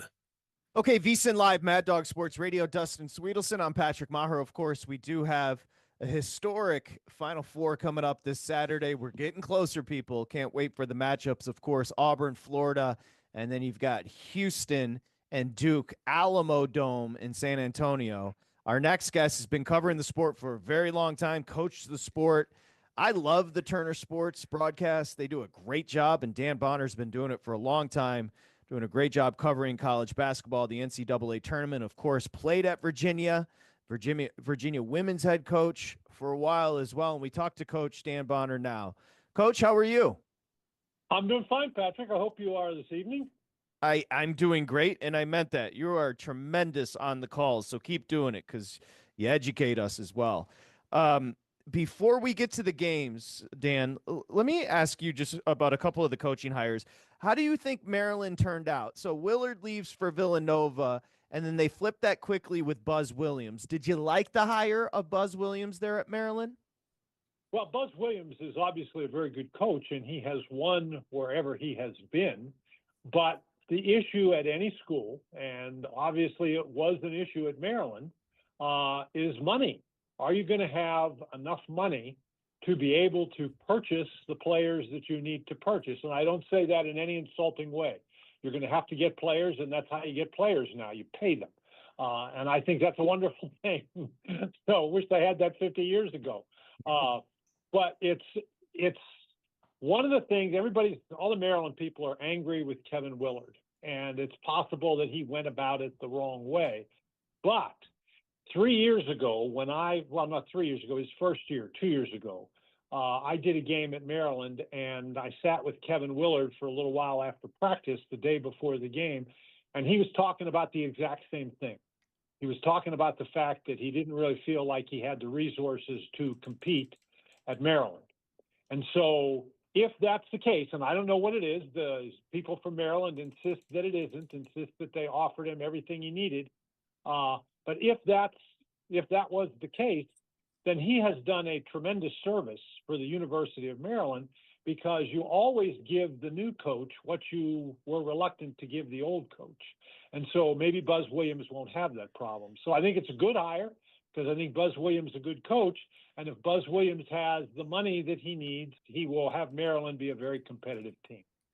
Yeah, Dan, Patrick and I struggle with Maryland not being like a perennial power in college basketball, because you have the DMV, you have that Virginia Beach region. You're very familiar with that area. Buzz Williams comes in, he does that. You mentioned Willard going to Villanova. Talk to me about him going there. What do you expect out of him going back to the Big East now? What kind of brand of basketball? Does it fit better for Big East style? What are your ultimate expectations for Villanova year one with Willard? Well, of course, year one depends on the players that he can get. And I know I keep saying that, and it's obvious, it's always been about the players, but you get the players in a different way now. I expect Kevin Willard to be very successful. He's going to feel like he's got the resources he needs, because he doesn't have to compete with football in the Big East. I think the Big East has some really good teams, and I think there's some really good players, so it'll be a challenge. But it's no greater challenge than the Big Ten. And I expect Kevin Willard to be very successful very quickly. Dan, were you happy with the Ryan Odom hire there at Virginia? I always think of his father, so it's a bit of an adjustment now thinking of Ryan, who has done a hell of a job. We know what he did with the huge upset over, ironically, Virginia. Were you happy with the Ryan Odom hire there at Virginia? Well, yeah, I like Ryan Odom, and certainly I like his dad. His dad was a big factor in my early days in broadcasting, was a tremendous help to me. And Ryan has demonstrated, not only at UMBC, but at Utah State and at VCU, that he can get players and he can coach those players. And so, again, whether or not the University of Virginia is able to adjust itself and raise money to pay players is going to be the question for Ryan Odom. They didn't have a lack of success because they had great players on the team. They had a very weak roster, I thought, this year, and that's one of the reasons they brought up Ryan Odom in. I don't know that he'll be successful right off the bat, but I'm sure that he will be successful as time goes by because he's an excellent coach. Now, Dan, we're at the Final Four now, and because we do a lot of betting on this show, and there haven't been a lot of upsets, the talking point from a lot of people has been this has not been a fun NCAA tournament. However, for you, you're calling these games, you're in the moment, you're watching these things play out in front of your eyes. If you can look back up until the Final Four now, how would you characterize what you've seen so far in this version of the NCAA tournament this year? Well, that's a very broad question, and I don't know that I can answer it specifically, but I will tell you that this was a fun NCAA tournament for me. It was fun to do. It was fun to watch the parts that I wasn't doing. A lot of people are complaining about the lack of upsets. Well, by this time in the tournament, everybody's complaining that because there were upsets, we don't have the top teams in the Final Four. And so, okay, we didn't have a lot of upsets, and now we've got the best teams in the Final Four. So, make up your minds, I would say. But I think that we may be getting to an era where there might be fewer upsets. But I think maybe the Cinderellas have gone or will go, and I don't know, it's really too early to say, from being the teams to the players. Each one of these players has a fairly interesting story about how he got to where he now is. And so maybe the players are the Cinderellas from now on. I don't know. I think it's much too early to make any permanent judgments about the character of the NCAA tournament based on what we've just seen. Let it play out for a while. Man, it's going to be great this weekend. Let's talk about those games, those players. Dan Bonner, Turner Sports, college basketball analyst, been doing it for a long time. A great job as well. Let's talk about the early game. You can break down the players, break down the teams. Florida, Auburn. Dan, I'm going to be honest. I can't discern these two teams. It's a 2.5-point spread just to give you an idea of how close it is in the betting market. Florida, Auburn, what jumps out at you about this matchup? Well, the one thing that jumps out at me is, now, of course, they've won 4 games in a row, but Auburn was not really playing all that well going into this tournament. They had lost like 3 or 4 games. Florida, on the other hand, has now won 10 games in a row, and so they are hot, and they are playing very well. And I think that I would give them a little bit of an advantage, and maybe 2 points, or that's probably a pretty good guess. I think that both of these games, not just that game, but I think both of these games, these teams are so equal and so good that the games are going to be decided on the margins. And that is who can get offensive rebounds and score off of them, who can generate a couple of turnovers and score off of them. I expect all the teams to shoot well. I expect all the teams, nobody's going to be nervous. These are really good teams. And so I just think that the little things. I've worked for the last couple of years with Stan Van Gundy, and he has a very interesting take on these things. And he talks about how the players in the NBA are so good that most of the games are going to be decided by, okay, there's 1 or 2 times where we didn't run back on defense and our opponent got an easy basket, or we just got lazy a couple of times and turned the ball over. And that's all it takes because the teams are so evenly matched. And that's what I see in this Final Four. Now, the one thing I will say is I think Florida has a bigger advantage if Janai Broome is not at 100%. I think in games like these, you need your best guys to be at their best. Dan, we're pretty familiar with Bruce Pearl at this point, but can you help our audience understand Todd Golden? I mean, 39 years old, comes over to Florida, builds this thing in a few years. Going into the tournament, they were the flavor of the week. They were the team that everyone said, look out for Florida because of the balance. What have been your impressions dealing with him on and off the court as a head coach?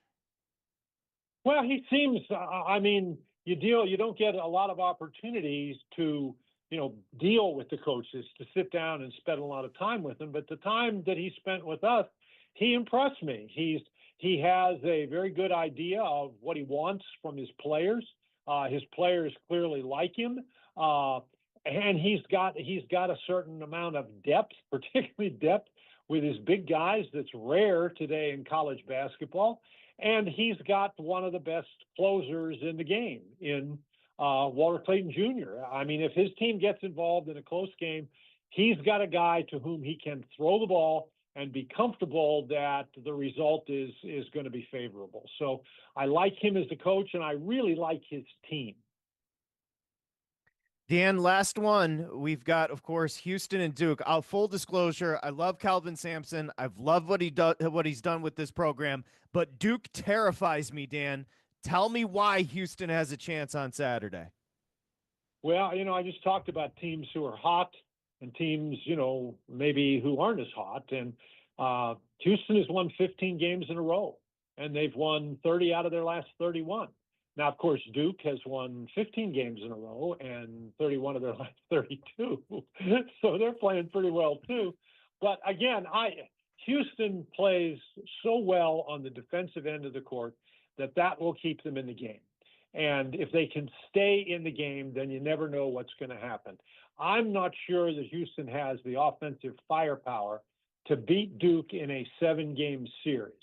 But we're not playing 7 games. The beauty of our tournament is we're playing 1, and I think Houston has an excellent chance to beat Duke. But again, it's going to be at the margins. Both these games going to be won or loss on the margins. Well put. Dan Bonner, Turner Sports, college basketball analyst. Always great to catch up with you, Dan. Thanks for the time tonight. Well, thanks for the invitation. You guys enjoy the Final Four. You got it. Yeah, he does the broadcast with Stan Van Gundy, and I'm trying to think of the lead. Kevin Harlan. Oh, yeah. Kevin Harlan. That is a great trio. It is. The Van Gundys are tremendous, and Dan kind of brings some stability as far as because the Van Gundys can get off and get loose a little bit. But the Van Gundys are electric on TV. They're tremendous because they're very honest. Let's put it that way. And as a trio, Harlan, Van Gundy, Dan, they have fun. You get something out of the broadcast. It's an enjoyment couple hours. You learn something about basketball, but it's fun. It's a genuinely fun broadcast. Yeah, it really is. I'm trying to think if I heard a lean. He seems like he's leaning Florida. Yes, because they have a closer. In Clayton. And then, you know what? He said, I don't know if they have enough on the offensive end.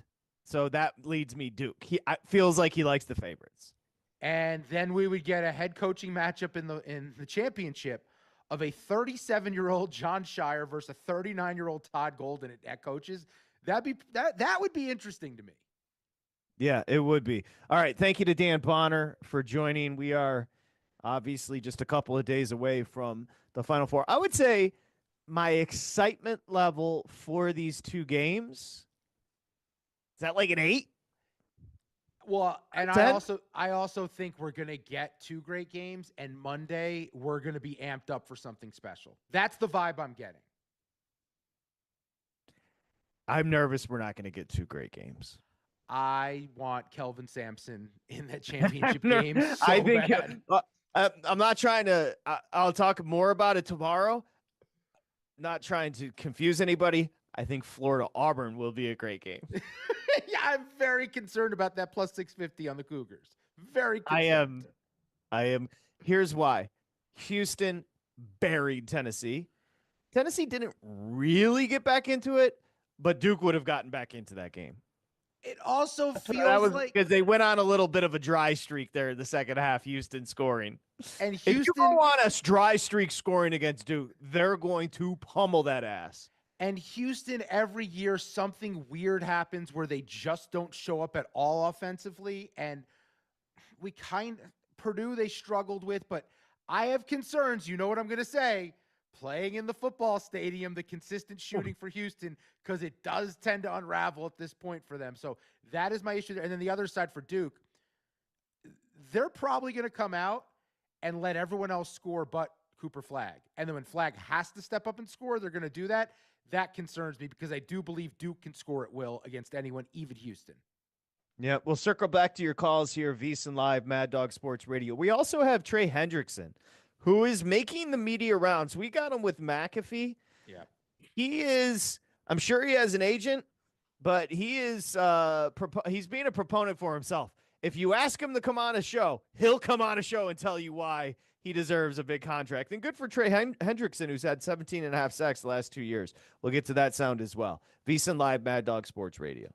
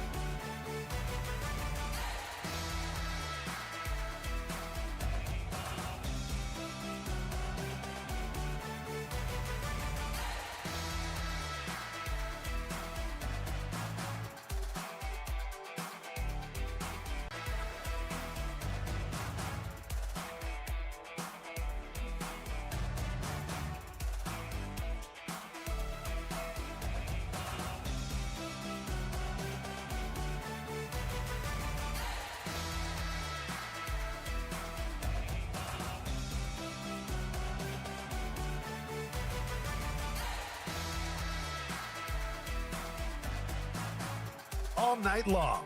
This is VSiN Live on Mad Dog Sports Radio. Here's Patrick Meagher and Dustin Swedelson.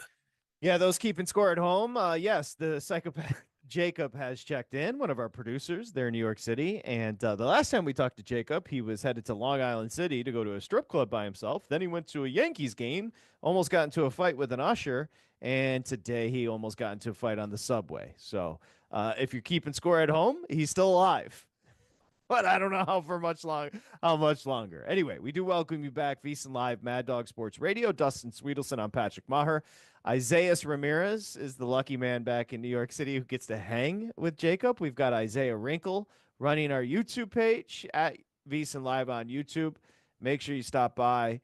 Hit us with a subscribe and a thumbs up. We appreciate it. Trying to get that algo going, people. Don't forget, tomorrow on VSiN Live, it is VSiN at the Tracks, the road to the Kentucky Derby, of course, with our buddy Mike Somich and Aaron Halterman, part of the family here. That airs 2:15 East, 11:15 West, live on YouTube. Let's get back to your calls here. We've got our buddy Zach Harper coming up at the top of the hour to talk the NBA. Remember, got a cracker coming up tonight, and that is not a slur. That means it's a great game between the Warriors and the Lakers here in Los Angeles. I want to get to Michael first. Michael's been holding forever, and we do apologize to Michael in New York, talking best team ever. Michael, welcome to the program. Thanks, gentlemen. How are you? Good, Michael. How are you? Good. Those were a couple of great segments that you had while I was on hold. Well, so thank you for your I didn't mind. patience. Thank you for No your problem. patience, buddy. Appreciate you. The only thing, I was in the car for some of the ride, and you guys got to stop playing that commercial with that woman who said, I had a bad dream last night. You died in a car accident, and I had to sell the house. And that is just the worst. First of all, Luckily, I don't hear the commercials, so that's the first of hearing it. horrible. Doesn't sound great. Doesn't sound exciting. or the woman complains about selling the house. Never mentions that the husband died and she lost it. What she worried about was having to sell the house. I was like, what the hell? Anyway. It's a bad that's beat. not life. Anyway. So I had something outside the box for best team not to win a championship. What about the 1980 Soviet hockey team? Well, that's a good one. I don't names on paper, but we do know that they were heavy favorites. There goes Michael. I don't know. He just, you know what he did? Mic drop. Loved it so much. Although the thing that people will remind you of, when the Team US beat the Russians, they then went on to lose in the final. Wait, no. Didn't they? No, they won the gold. They beat Finland, I believe. Oh, did they beat Finland? I thought Yeah. they lost in the final. 1980 Olympic hockey. I'm pretty sure they beat. By the way, I only know because I've watched the movie Miracle. That's all I know. Yeah, I've never seen people say Miracle's lit. It's what's his name? Kurt Russell as Herb Brooks. It's an all-time performance. 10 out of 10. The All-time. hockey scenes are good because they used actual hockey players instead of actors for a lot of the roles. It's a Disney movie. Okay, what's wrong with feeling good? My general life motto is if it feels good, I keep doing it. Yeah, true. It's got you me just far. Googled it. Do you have an answer for us? I'm looking. Soviet Union 4-3. Everyone just obsesses about the game that they did. They went on to win. I remember from the movie. Who did 1980 U.S. hockey beat in gold medal game? I love Google. and I still don't have an answer. Yeah. Everything says All right. Soviet Union. This is That's driving all right. me insane. All right, let's say hi to Mike in the OC Wait a here. sec. Hey, buddy. Hey, what's going on? I was gonna get. You know what? Just hire me because I could be No. your guy on the side. No. No, It's as simple as, Patrick. They beat Finland, of course. They beat the Soviets in the semi. Are you kidding? That game was taped to land. I was in the mountains in 1980 up in Mammoth. I don't know what the heck it was. I mean, Lake Placid. Thank you. What? Thank you, Google Mike. We appreciate you. Yeah, I am. And I don't even look it up. I got to be honest. Just when I said I look stuff up, it's in the head, believe it or not. I got crazy things up. I got things that I remember up here, other things I can't remember. Beautiful town, tell me something. I forget about it. But some of those things I just remember. Okay, what are we talking about? Best Hey, team? no. Here's what we're talking about. The Dodgers are going to be all time great, and as an Angels Big fan, that's got to be Okay, a hold on. spur in your ass. So, all right, here's the deal with them, Patrick. I'm sick of them. I mean, we got to calm down here. I mean, this is one of the worst. Can we say ball washing on the show? Well, whatever. Sure. I mean, it's so much. By the way, that's a Petros Papadakis term. Petros with the great fight Sony. It's just so much. I mean, it's an Ohtani bobblehead every day. It's like, I mean, it's just like a key to the city. I mean, what are we doing here? This is like the greatest team ever. Yeah, they've had great teams before too, right? You know. Wait, hold on. That is the point. Everybody is hating on this team, so you must enjoy listening to the Dodgers coverage. People are bitter about it. Yeah, but out here, Patrick, you know how crazy it's so over the. I mean, come on, every newscast is about him. The LA Times, every article's about him. The Angels get. So you expect them in Los Angeles to ignore a great 8-0 start No, by the Dodgers? Listen, it is. It's probably. Look, here's a problem for me, right? The guy was with me for 6 years. I watched every game over here. Now he went up there, and all of a sudden everything's great. It's like a jilted girlfriend, right? Like a jilted guy or whatever. What it is, You're getting cucked. You're getting cucked. Yeah, you're That's bitter. what it is. I got to deal with it. I hope they lose some games, though. I'm just kind of. It's going to be too much. Now, wait. Are we talking about the greatest team not to win or the greatest team? No, I don't know. I got confused. I made it convoluted. It's the greatest team You know on who's paper. the great team? The great team not to win? How about those A's? How about the 88 and 90 A's? They only won one title in those 3 years. Remember those A's? The Bash Brothers. That's a good one, actually. Yeah. See? That 88 series is still crazy that they lost that. And 90, they lost to the Reds, right, Patrick? You know, you're right. Yeah. Eric David. You're the Reds, whole but crew. that was a hell of a team. The big, I say that about Sparky. The Big Red Machine and your Tigers. What a great manager he was. He's from LA, by the way. He actually managed two great teams. He's from LA. He's from Thousand Oaks. Sparky was the best, wasn't he? He was just he's this old baseball guy. That Sparky looked the same age when he was 30 and when he was 80. He did. He had the gray hair. He was it was uncanny. Hey, Meshuggah. Yeah, later. All right. There goes that donk. He's like, oh, this person's from LA. Yeah, Mike, it's the second most populated city in the country. A lot of people are from it. That's factual. Our buddy Talk Hoops is coming up next. Looking forward to catching up with Zach Harper, VSiN Live, Mad Dog Sports Radio.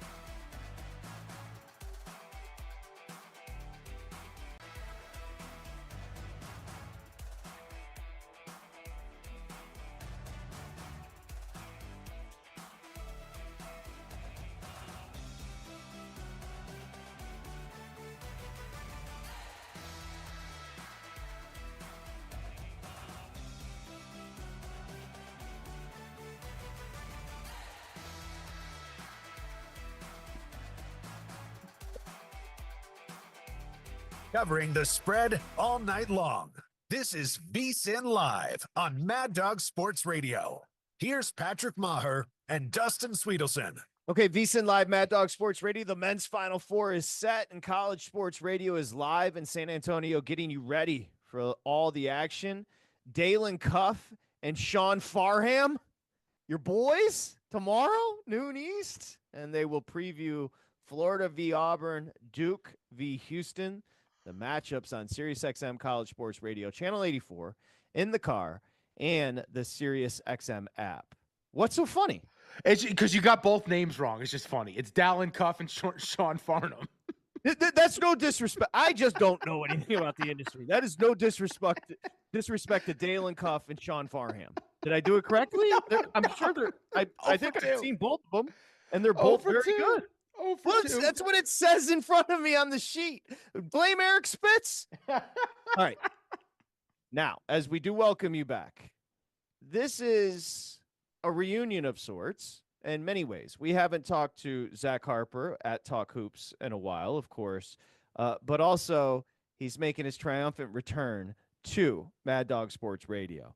And for my money, when Zach and Amin were kicking it on Mad Dog Sports Radio, that was a breath of fresh air. And you can find Zach, of course, SiriusXM NBA Radio, The Athletic.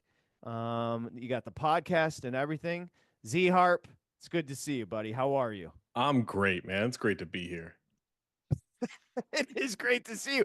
Let me ask you this, because NBA social media is a shit show. Yeah. And it sure is. I view you as a person that is like sophisticated, smart, but you have to get in the muck because that's what your job is. So you are involved in NBA social media. What are people complaining about and very upset about right now in NBA social media? God, I mean, one, it's Ja Morant, like either like wielding the biggest fake gun you've ever seen or like a trombone. I don't know what it is. Like I don't know what he's doing, but he's doing something that they don't like. So it's that. Maybe it's a baguette. I don't know. I don't know what he's doing. He's doing something though. So no, we don't like that.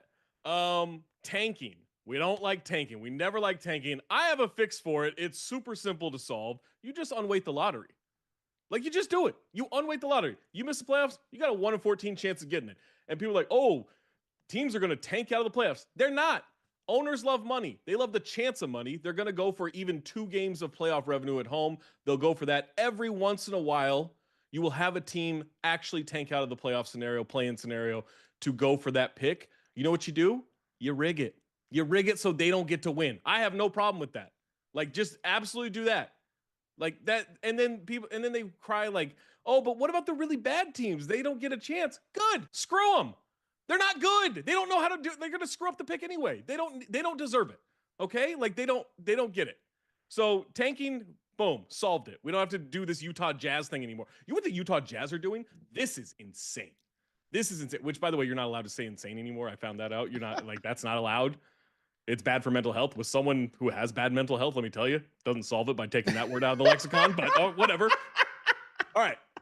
So the Utah Jazz are saying this is the first year of their rebuild, which is crazy. That they have been bad for 3 years. They traded Rudy Gobert and Donovan Mitchell 3 years ago. And they're saying this is the first. You know why? The previous 2 seasons were teardown years. Sorry, you trade your 2 All-NBA players. You've rebuilt. You're just terrible this year. You can't sell tickets, or people don't want to go to your crappy games. Your coach looks like he wants to absolutely quit basketball because your team is so bad. And so, like, that's just like the Jazz are just they're scrambling to find any kind of good PR right now. But so tanking, like, the Jazz are saying this is the first year of that is actually disrespectful. It's like, you can't think your fans are that dumb. No. And I think it's a pretty good fan base. We'll go back to the Ja thing just quickly. What happened? I can't even think of the dude's name. What happened with a very good coach, kind of nondescript, but Taylor Jenkins. Yeah, Taylor Jenkins. Have you heard anything? I haven't read up on it. What is the scuttlebutt? So, I mean, he's someone that I think they started just losing faith in, and so they fired his entire coaching staff before the season. They replaced him. They replaced the coaching staff with this guy. I'm going to mess up his name. The Finnish guy that they brought in from Europe. They paid a crazy amount of money to bring him over, to buy him out of his contract, and then to pay him to be an assistant. That is kind of writing on the wall of like, this is a guy they would like to be the head coach someday. So they do that. They fill his coaching staff. They install an offensive system that Taylor Jenkins did not want to run, with two of the assistants, one of them being this Finnish coach. And so it works, by the way. They're like 6th or 7th in offensive rating when they've been a terrible offense for years. So it works. But two weird things. One, Taylor Jenkins doesn't like it. Two, even though it works, John Morant's not crazy about it, apparently. But their record was completely inflated this year by bad teams. Like they're like 33-9 against bad teams. They're like 11-23 against good teams or just non-losing teams. And so they haven't beat a winning team, a team with a non-losing record, since February 2nd. They've lost like 12 straight. And so as they like kept getting over, like things were getting progressively worse and they're getting close to the to the playoffs, they were like, all right, he's not a good playoff coach. We've seen that. We didn't really want to like keep him past this year anyway. We like this Finnish dude. I guess we'll fire him 9 games before the playoffs and just see what happens. Like, none of it's a good plan. If you're going to fire him, you just should have fired him way earlier or let him finish out the season and fire him in the offseason. But they completely bungled that situation. And the time, like, I don't care. If you want to fire Taylor Jenkins, you fire Taylor Jenkins. I think he's a solid coach. But the timing of that, 9 games before the playoffs, like, that just doesn't make sense. Yeah, it was weird, but also the outrage of people who definitely don't watch the Memphis Grizzlies about it. That was weird too. Yeah. And then another thing I think people are kind of butthurt about in NBA circles is Draymond Green right now. Obviously, big game tonight against the Lakers, but more importantly, he's catapulted up to the favorite for Defensive Player of the Year, Zach. And now it seems as though he's actively campaigning to win the award as if it's there's a Lifetime shock. Achievement Award. Next year, look, wait, did he talk about it on his podcast? There's no way that happened. Like, yeah, of course he's campaigning for it. This is the problem I have with it, right? Like, he's been great defensively, and they've been a good defensive team. He's definitely a candidate, but nobody was talking about him as Defensive Player of the Year when they were 25-26 before the Jimmy Butler trade. So all of a sudden, they're really good. They're now looking like maybe contenders or borderline contenders since they got Jimmy Butler. The defense is even better. He's a massive part of that. Like, he is the biggest part of their defense. But if you weren't talking about it for the first 51 games of the season, he wasn't even on the betting boards. How is he now the favorite? Like, once Wemby went down with the blood clot, Evan Mobley was the hands down winner. No offense to Jaren Jackson Jr., no offense to Dyson Daniels, and no offense to Draymond Green. Evan Mobley, in my mind, was right there with Wemby the entire season. Wemby goes down. Evan Mobley's still been equally as good as he was before. This is Evan Mobley's award. I literally, and you may do this for Boogie, for Jeezy, I turn the TV on when I leave the house because she has separation anxiety. And when I came back home, Draymond Green was literally doing a sit down with Mika Andrews today. Yeah. Like, talking about, and I was just like, is he campaigning on ESPN in the middle of the day on April 3rd about his Defensive of the Year candidacy? That seems pretty aggressive. Yeah. I mean, he probably should have more than one award. And obviously he has been very vocal about how much he hates the fact that Rudy Gobert has 4 of them. I do not believe in makeup awards. Like, I don't believe that, he's only got 1, so we got to give him another. I believe it is about the season. I don't care. I don't believe in voter fatigue. I've been a voter since 2019. I believe it is about that season no matter what. I know there are other people that don't feel that way. I've had other voters in the past tell me because of a guy's playoff, failures, like, I'm not voting for that dude next season no matter what. I get everyone's got different values for it, but I'm sorry. Yeah, you may have gotten boned in past votes. That has nothing to do with this year. And again, I think he should be 2nd, 3rd, 4th, somewhere in that range, but he hasn't been as consistent as Evan Mobley. Yeah, I mean, but also there's a lot of other guys in the mix, right, Zach, that make more sense than Draymond right now. I'm curious as a voter, because we always talk about from a betting perspective. Well, SGA obviously going to win MVP, but there's also a case to be made for Defensive Player of the Year. Do you believe voters would avoid giving someone like him both awards in the same season? I think if it was truly deserving, he would get it. Like there will be a year where Wemby gets MVP and Defensive Player of the Year. Shea is a fantastic defender. I don't think he's been the best defender. I don't even think he's been the best defender on his team. Lou Dort's been the best defender on his team. So I think like he's in the mix for all defense, probably second team. But I don't think he should be in the mix for Defensive Player of the Year. As the president, we're talking to Zach Harper, of course, our buddy. As the president of, and you have beautiful artwork of Jimmy Butler right behind you. VSiN Live on the stream can see it. It's tremendous, and you got to give the dude props since he's gotten to Golden State. They've been a different team.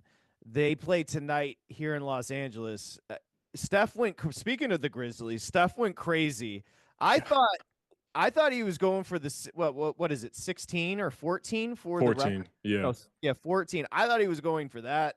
I thought he was going to go 60 on him, slowed down in the fourth quarter. But this Golden State team, big picture, how good can they be? Yeah, well, I mean, Steph did the messed up thing of caring about winning the basketball game instead of trying to get the record. Yeah, I was mad. Like he was like 11 for 15, and then he missed I think 3 straight. And then he started like playing good basketball where he was just like driving into the paint and getting layups. And I was yelling, I was like, just shoot threes, man. Like I get it. Like you're a great player. I just want to see the record. Like that's all I want. But they look really good. They still have some real problems generating shots. They have a lot of tough buckets that they have to generate. Their offense is not as easy as you may assume because of the Warriors, because they have Steph, even because they have Steph and Jimmy now. They get some easy buckets here and there, but it is not this like fluid offense where it generates all these great looks for everybody all the time. They don't have great shooters all around. They have guys that can make some shots. You know, if Buddy Hield got back to his ability as a shooter, that would be fantastic for him. That would help a lot. But their offense, like this is still a team that is based on defense. That's a good thing in the playoffs. Like it helps. But the West is so loaded. The West is like just one giant game of rock, paper, scissors. And so it's going to come down to matchups for them. I do think there's a pathway where they can make the finals and maybe even win it. I do think like they're borderline contenders for me. If Jimmy's healthy, if Draymond's healthy and doesn't get suspended, if Steph is healthy, they need like 2 or 3 role players to step up. Buddy Hield can be one of those guys. Either Kuminga or Moses Moody can be one of those guys.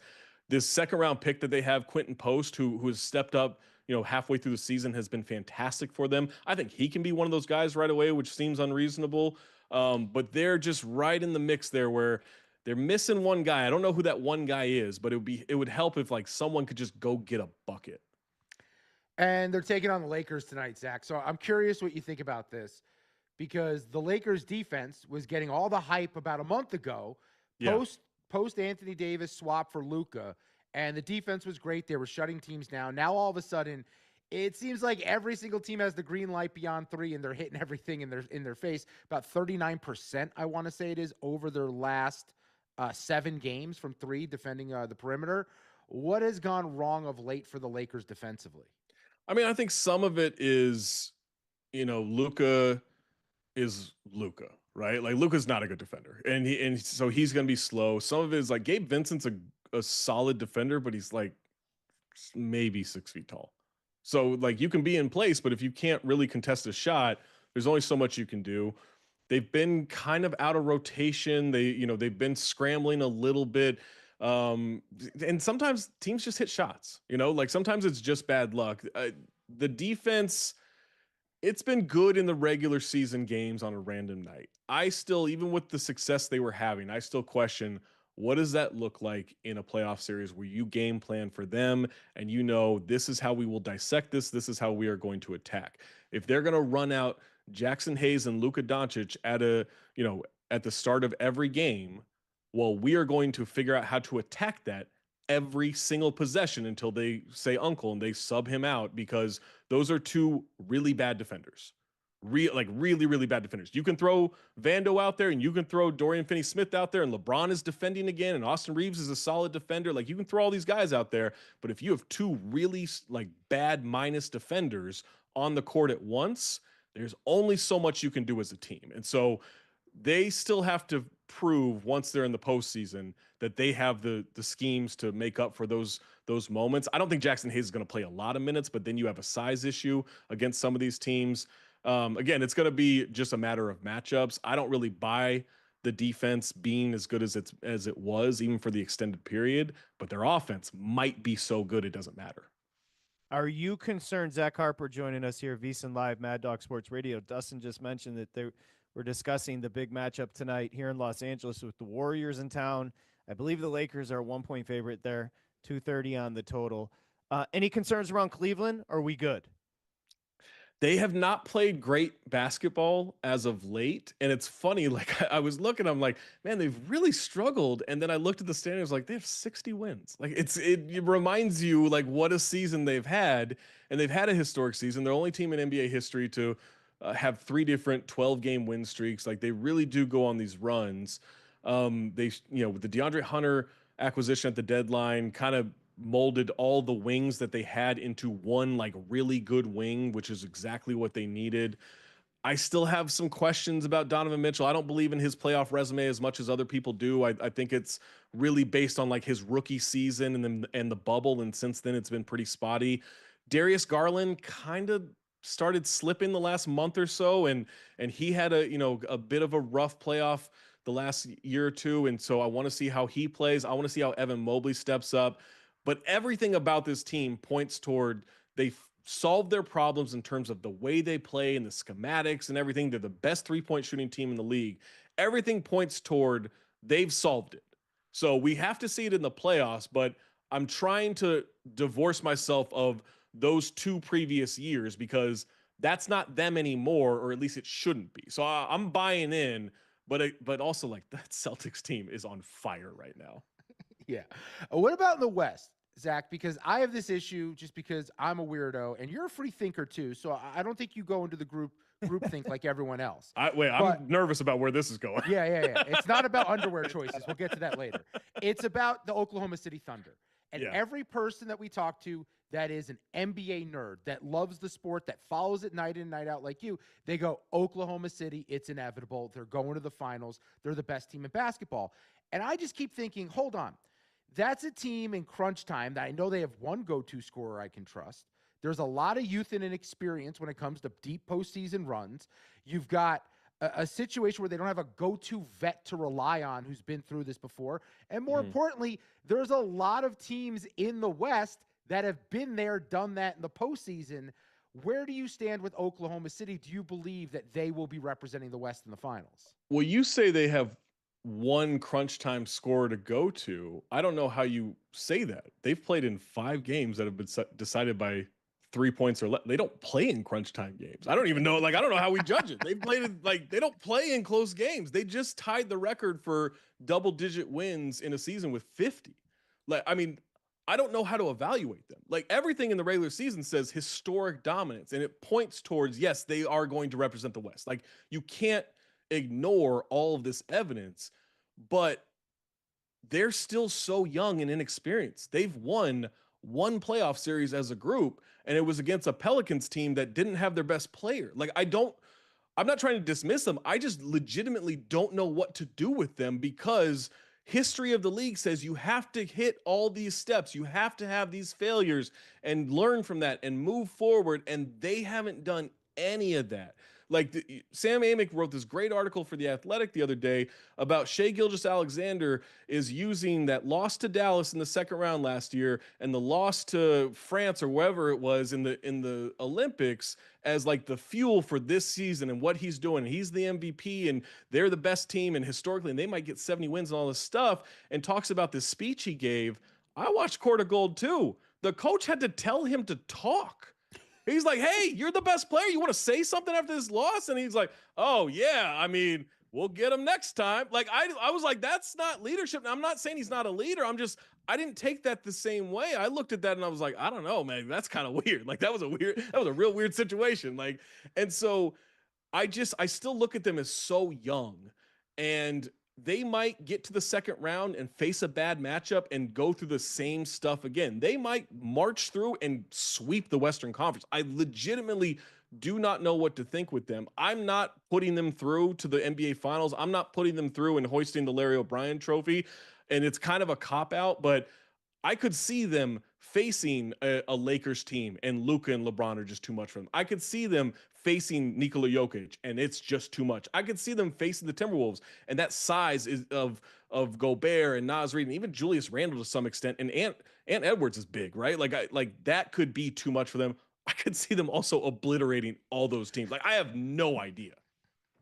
That's the best breakdown I've heard of the Thunder, because I watch them and I'm like, with the help D, and I'm just like, I don't know how you beat this team. But then again, I haven't seen them in a competition yet. They don't play close games. Like, they just don't. I don't know what they do at crunch time.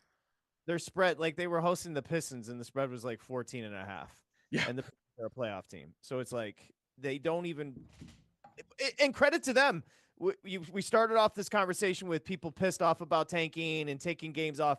They certainly don't. They're just, they compete every single night. And we were having, obviously it's trite at this point, but the conversation about MVP with Jokic and SGA, as much as Jokic may be having one of the great seasons we've ever seen, I still don't even have a problem with SGA getting it, because I watch him and he's fantastic. Absolutely. I mean, everyone who is pro Jokic in this debate, they're like, well, he's having a historic season. You look at the numbers for SGA, so is he. No one's ever done the season that he's doing in terms of points, rebounds, assists, steals, blocks, shooting percentage. Like, no one has done this. Someone on an ESPN broadcast a couple of weeks ago, I think it was in the game against Denver, said, oh, in the pregame meeting, I said he was having a Michael Jordan season. Everyone looked at me crazy, but you go back and look at like 1988 or 1989, it's the only comparable season to what SGA is doing, and his stats are better. Like, I mean, this is historic. And even if you, like, I do think they're about neck and neck. I think it's obviously different stats and different standards and different flavors for whatever you want to value. But even if they're neck and neck, his team's going to win, I don't know, at worst 68 games. Like, the difference in team success has to be the tiebreaker if you find them to be even close to comparable at this point. The Nuggets are 15-1 to win the title, Zach. And the team success, it's obviously not because of Jokic that they aren't like higher up in the seedings right now. But when we look at the roster construction, what was the front office thinking in terms of giving them some help, giving them some defense, giving them some like, how did Denver get to this point where it's literally Jokic carrying them on his back again? I'll tell you what they were thinking. They're thinking, oh, the Kroenke said we can't spend any more money than what we have. Like, that's what they were thinking. It was that, oh, we're not allowed to. Like, the budget's been cut off. You know, I know Murray and Porter weren't playing the other night when Jokic went for 61, 10 and 10. But man, like, that Russell Westbrook sequence to end the game was about as bad as it gets. To not, like, I get it. You had a fast break, 2-on-1, but you only you go up 3 with like 10 seconds left. That's too much time on the clock. That's just too much. You got to dribble that out. And it's not like he's a rookie, or he's been in the league 17 years. You have to dribble that out. Dribble some clock. Get it to a great free throw shooter. Get it to Jokic as he gets up the floor, as you try to avoid defenders and run, I don't know, 5-6 seconds off the clock. Get it to someone. Then you get those extra 2 points. I get the idea of getting the sure points, except I think he hit the bottom of the rim on a wide open layup and then fouled a 3-point shooter with 0.1 seconds left. Like, no one has choked a game away worse. Nick Anderson is off the hook. Like, absolutely off the hook for the 95 finals. Russ is like, the fact that we're talking about Jokic averaging a triple-double, and then you have to bring up, obviously you start with Oscar, and then you have to bring up Russ. It's like, do we have to? Like, he's just kind of, anyway. What's funny is Russ did it for the Wizards that one year, and no one cares. He did it for the Wizards? Yeah, that year he was on the Wizards, he averaged a triple-double. Nobody cares.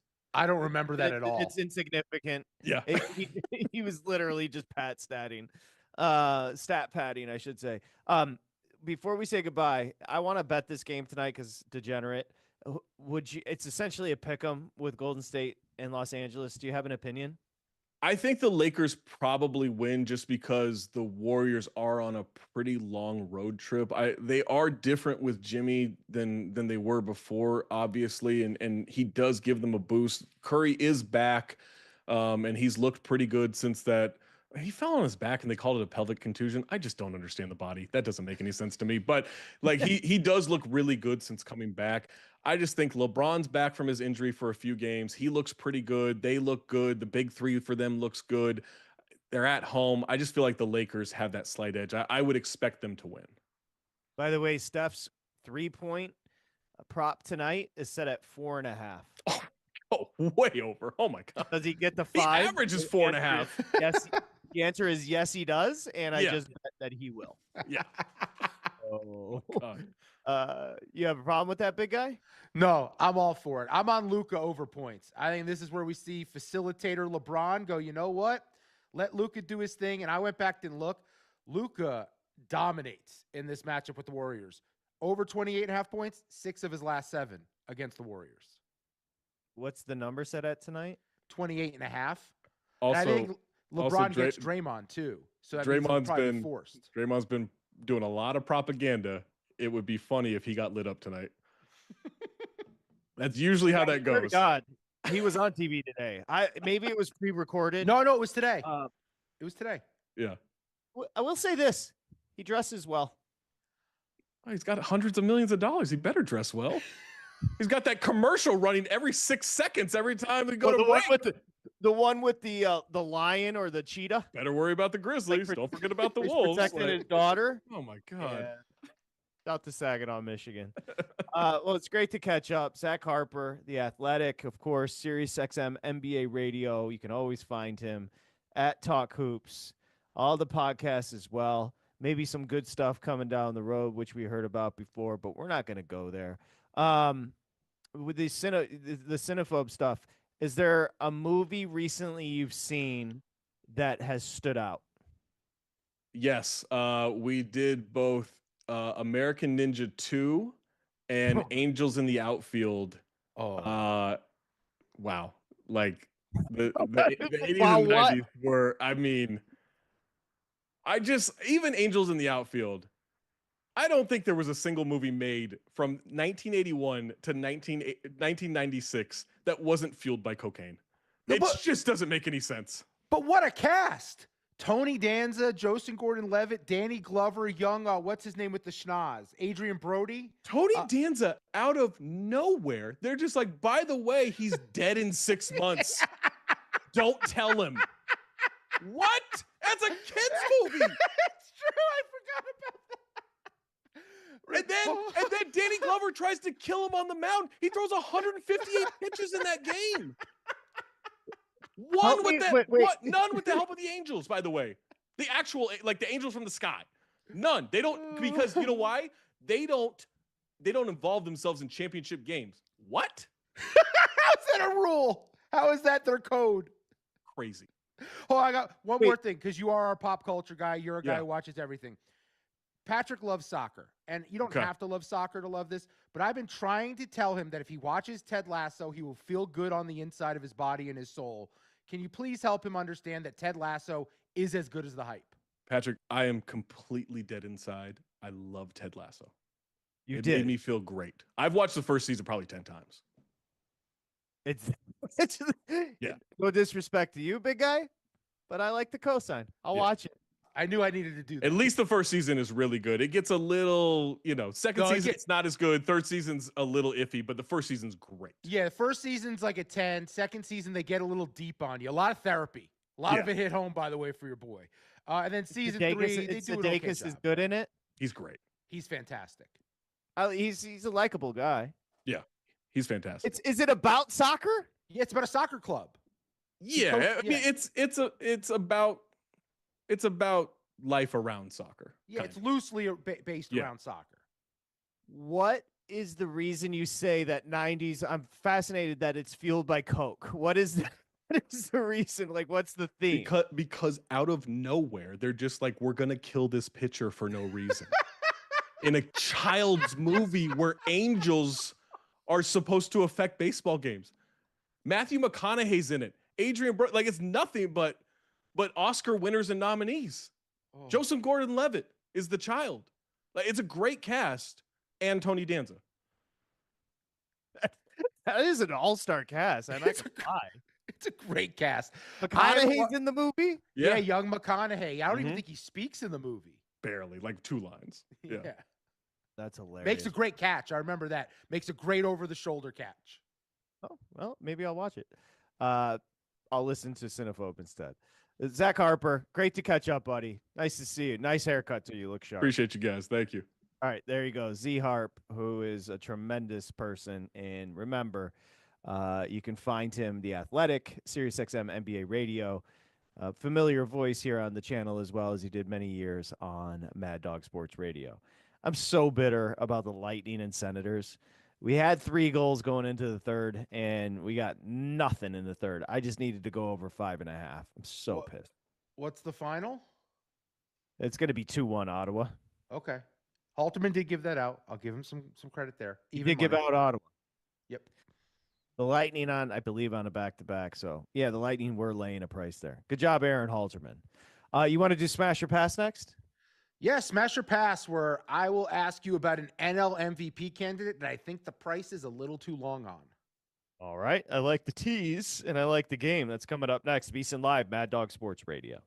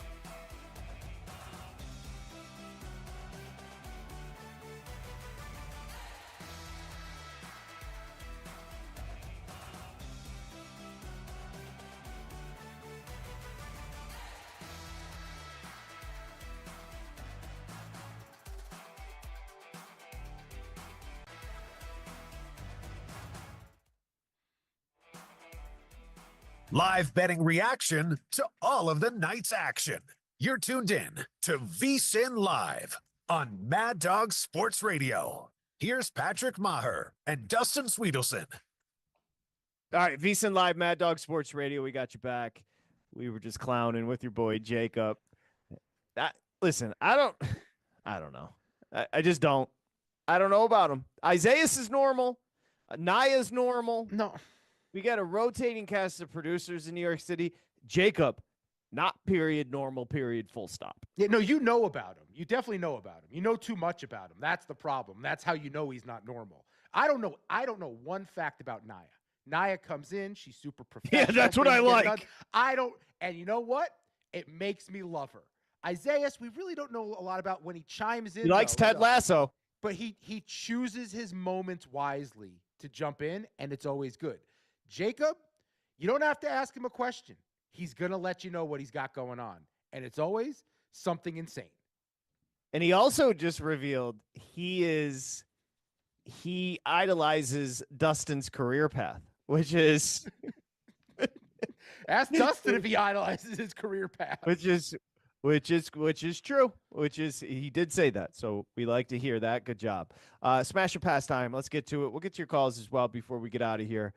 But go ahead. Let's get it started. Yeah, it's not much a career path. It's more of like the a heart dead wants what the heart wants. Wink. Will tonight be the night yours finds the perfect match? It's time for Smash or Pass. What happened with the Yankees we're talking about during the break? Looks like Urian Yarbrough, the lefty reliever, soft tosser, gave up a granny, made it a 9-7 game with the Diamondbacks. Yanks just had the bases loaded, Ben Rice at the dish, and it looks like he got out. Didn't see how it happened, but we're going to go to the top of the 8th inning. Diamondbacks coming to the plate. They are down 2 in the Bronx. All right, and the Diamondbacks won the first 2 of that series, correct? They did. That's my team all year long. 30-1 to win the World Series. 30-1 on Corbin Carroll to be NL MVP. I love Arizona this season.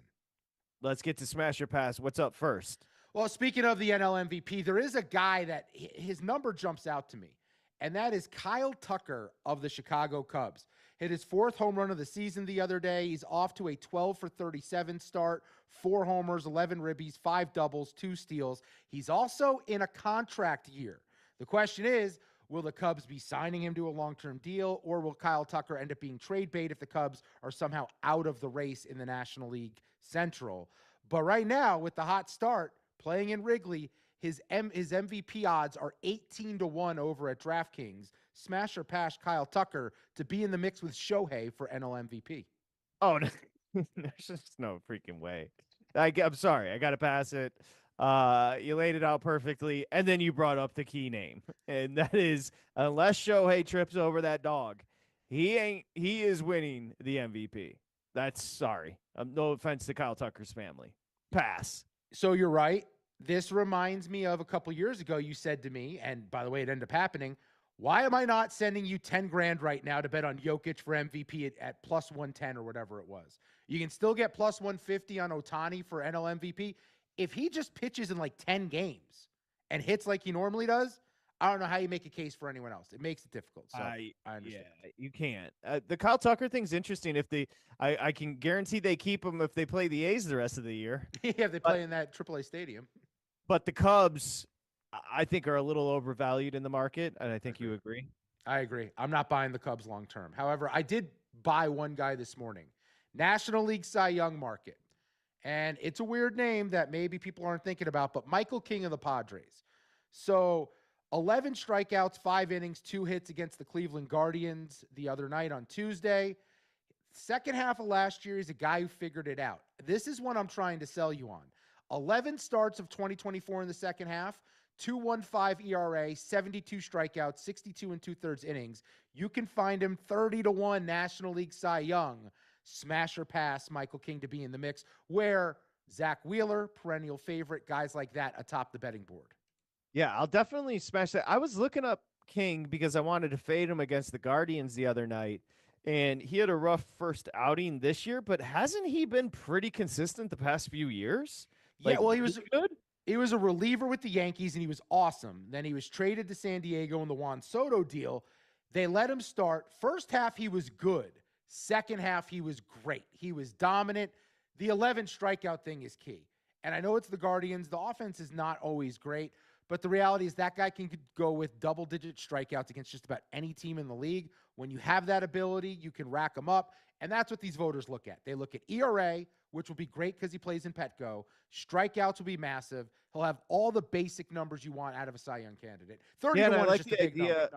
As you mentioned, I think just getting comfortable with his new role, which is still relatively new, and kind of finding his own as a starter, that it's just a price play for me there. It's a huge price on a good team. I like it. Let's smash. All right, things you love to see. This is a dicey one. I could see it going either way with you. If you're traveling to another country, you should make an itinerary for the trip. Smash or pass? No. That is a pass. Look, itineraries and planned trips. Here's what I would say to you. Ask somebody their favorite vacation, and they're going to give you thoughts about their favorite vacation. When they give you the highlights of the vacation, it's never anything they had planned. That's life. That's how life goes. If you think about your favorite moments in life, it's going to be nothing that you were like anticipatory about. Oh, I couldn't wait to go to this game. It's going to be a quiet moment. It's going to be a moment that was unexpected. It's going to be a moment with a significant other that nothing was said. A vacation is something that should just come up organic while you're on it. I've done many vacations by myself. I book an Airbnb for my first couple of nights. I book a plane ticket. I arrive and I let loose. And by the way, I went to Amsterdam and didn't get any hookers. So I don't mean that type of loose. I mean literally just go, start walking around a city, check out the architecture, ask around things to do, put together a nice time. Don't think about it in advance. It adds too much pressure. And then what happens with people that are itinerary based is they're like, oh, we didn't check everything off. So by the time you get to the end of it, you're like, oh, we had a shitty vacation because we didn't get through our itinerary and you didn't actually experience the moment. I am very passionate about this, as you could tell. Pass on an itinerary. You also passed on smashing in Amsterdam, which took a lot of guts on your part. I got to be honest. Let's see. I did walk in the red light district, and I'll say this. If you have a certain proclivity, they've got you covered. And what I mean by that is if you like grandmothers, I wasn't expecting that. You can get a grandma. If you like, and listen, it's not taboo there. So I'm not talking out of turn. If you like, I'm just going to be straight up with you. We're all adults here. Handicap, you can find that there. Like, okay. What I mean by that is like missing a limb.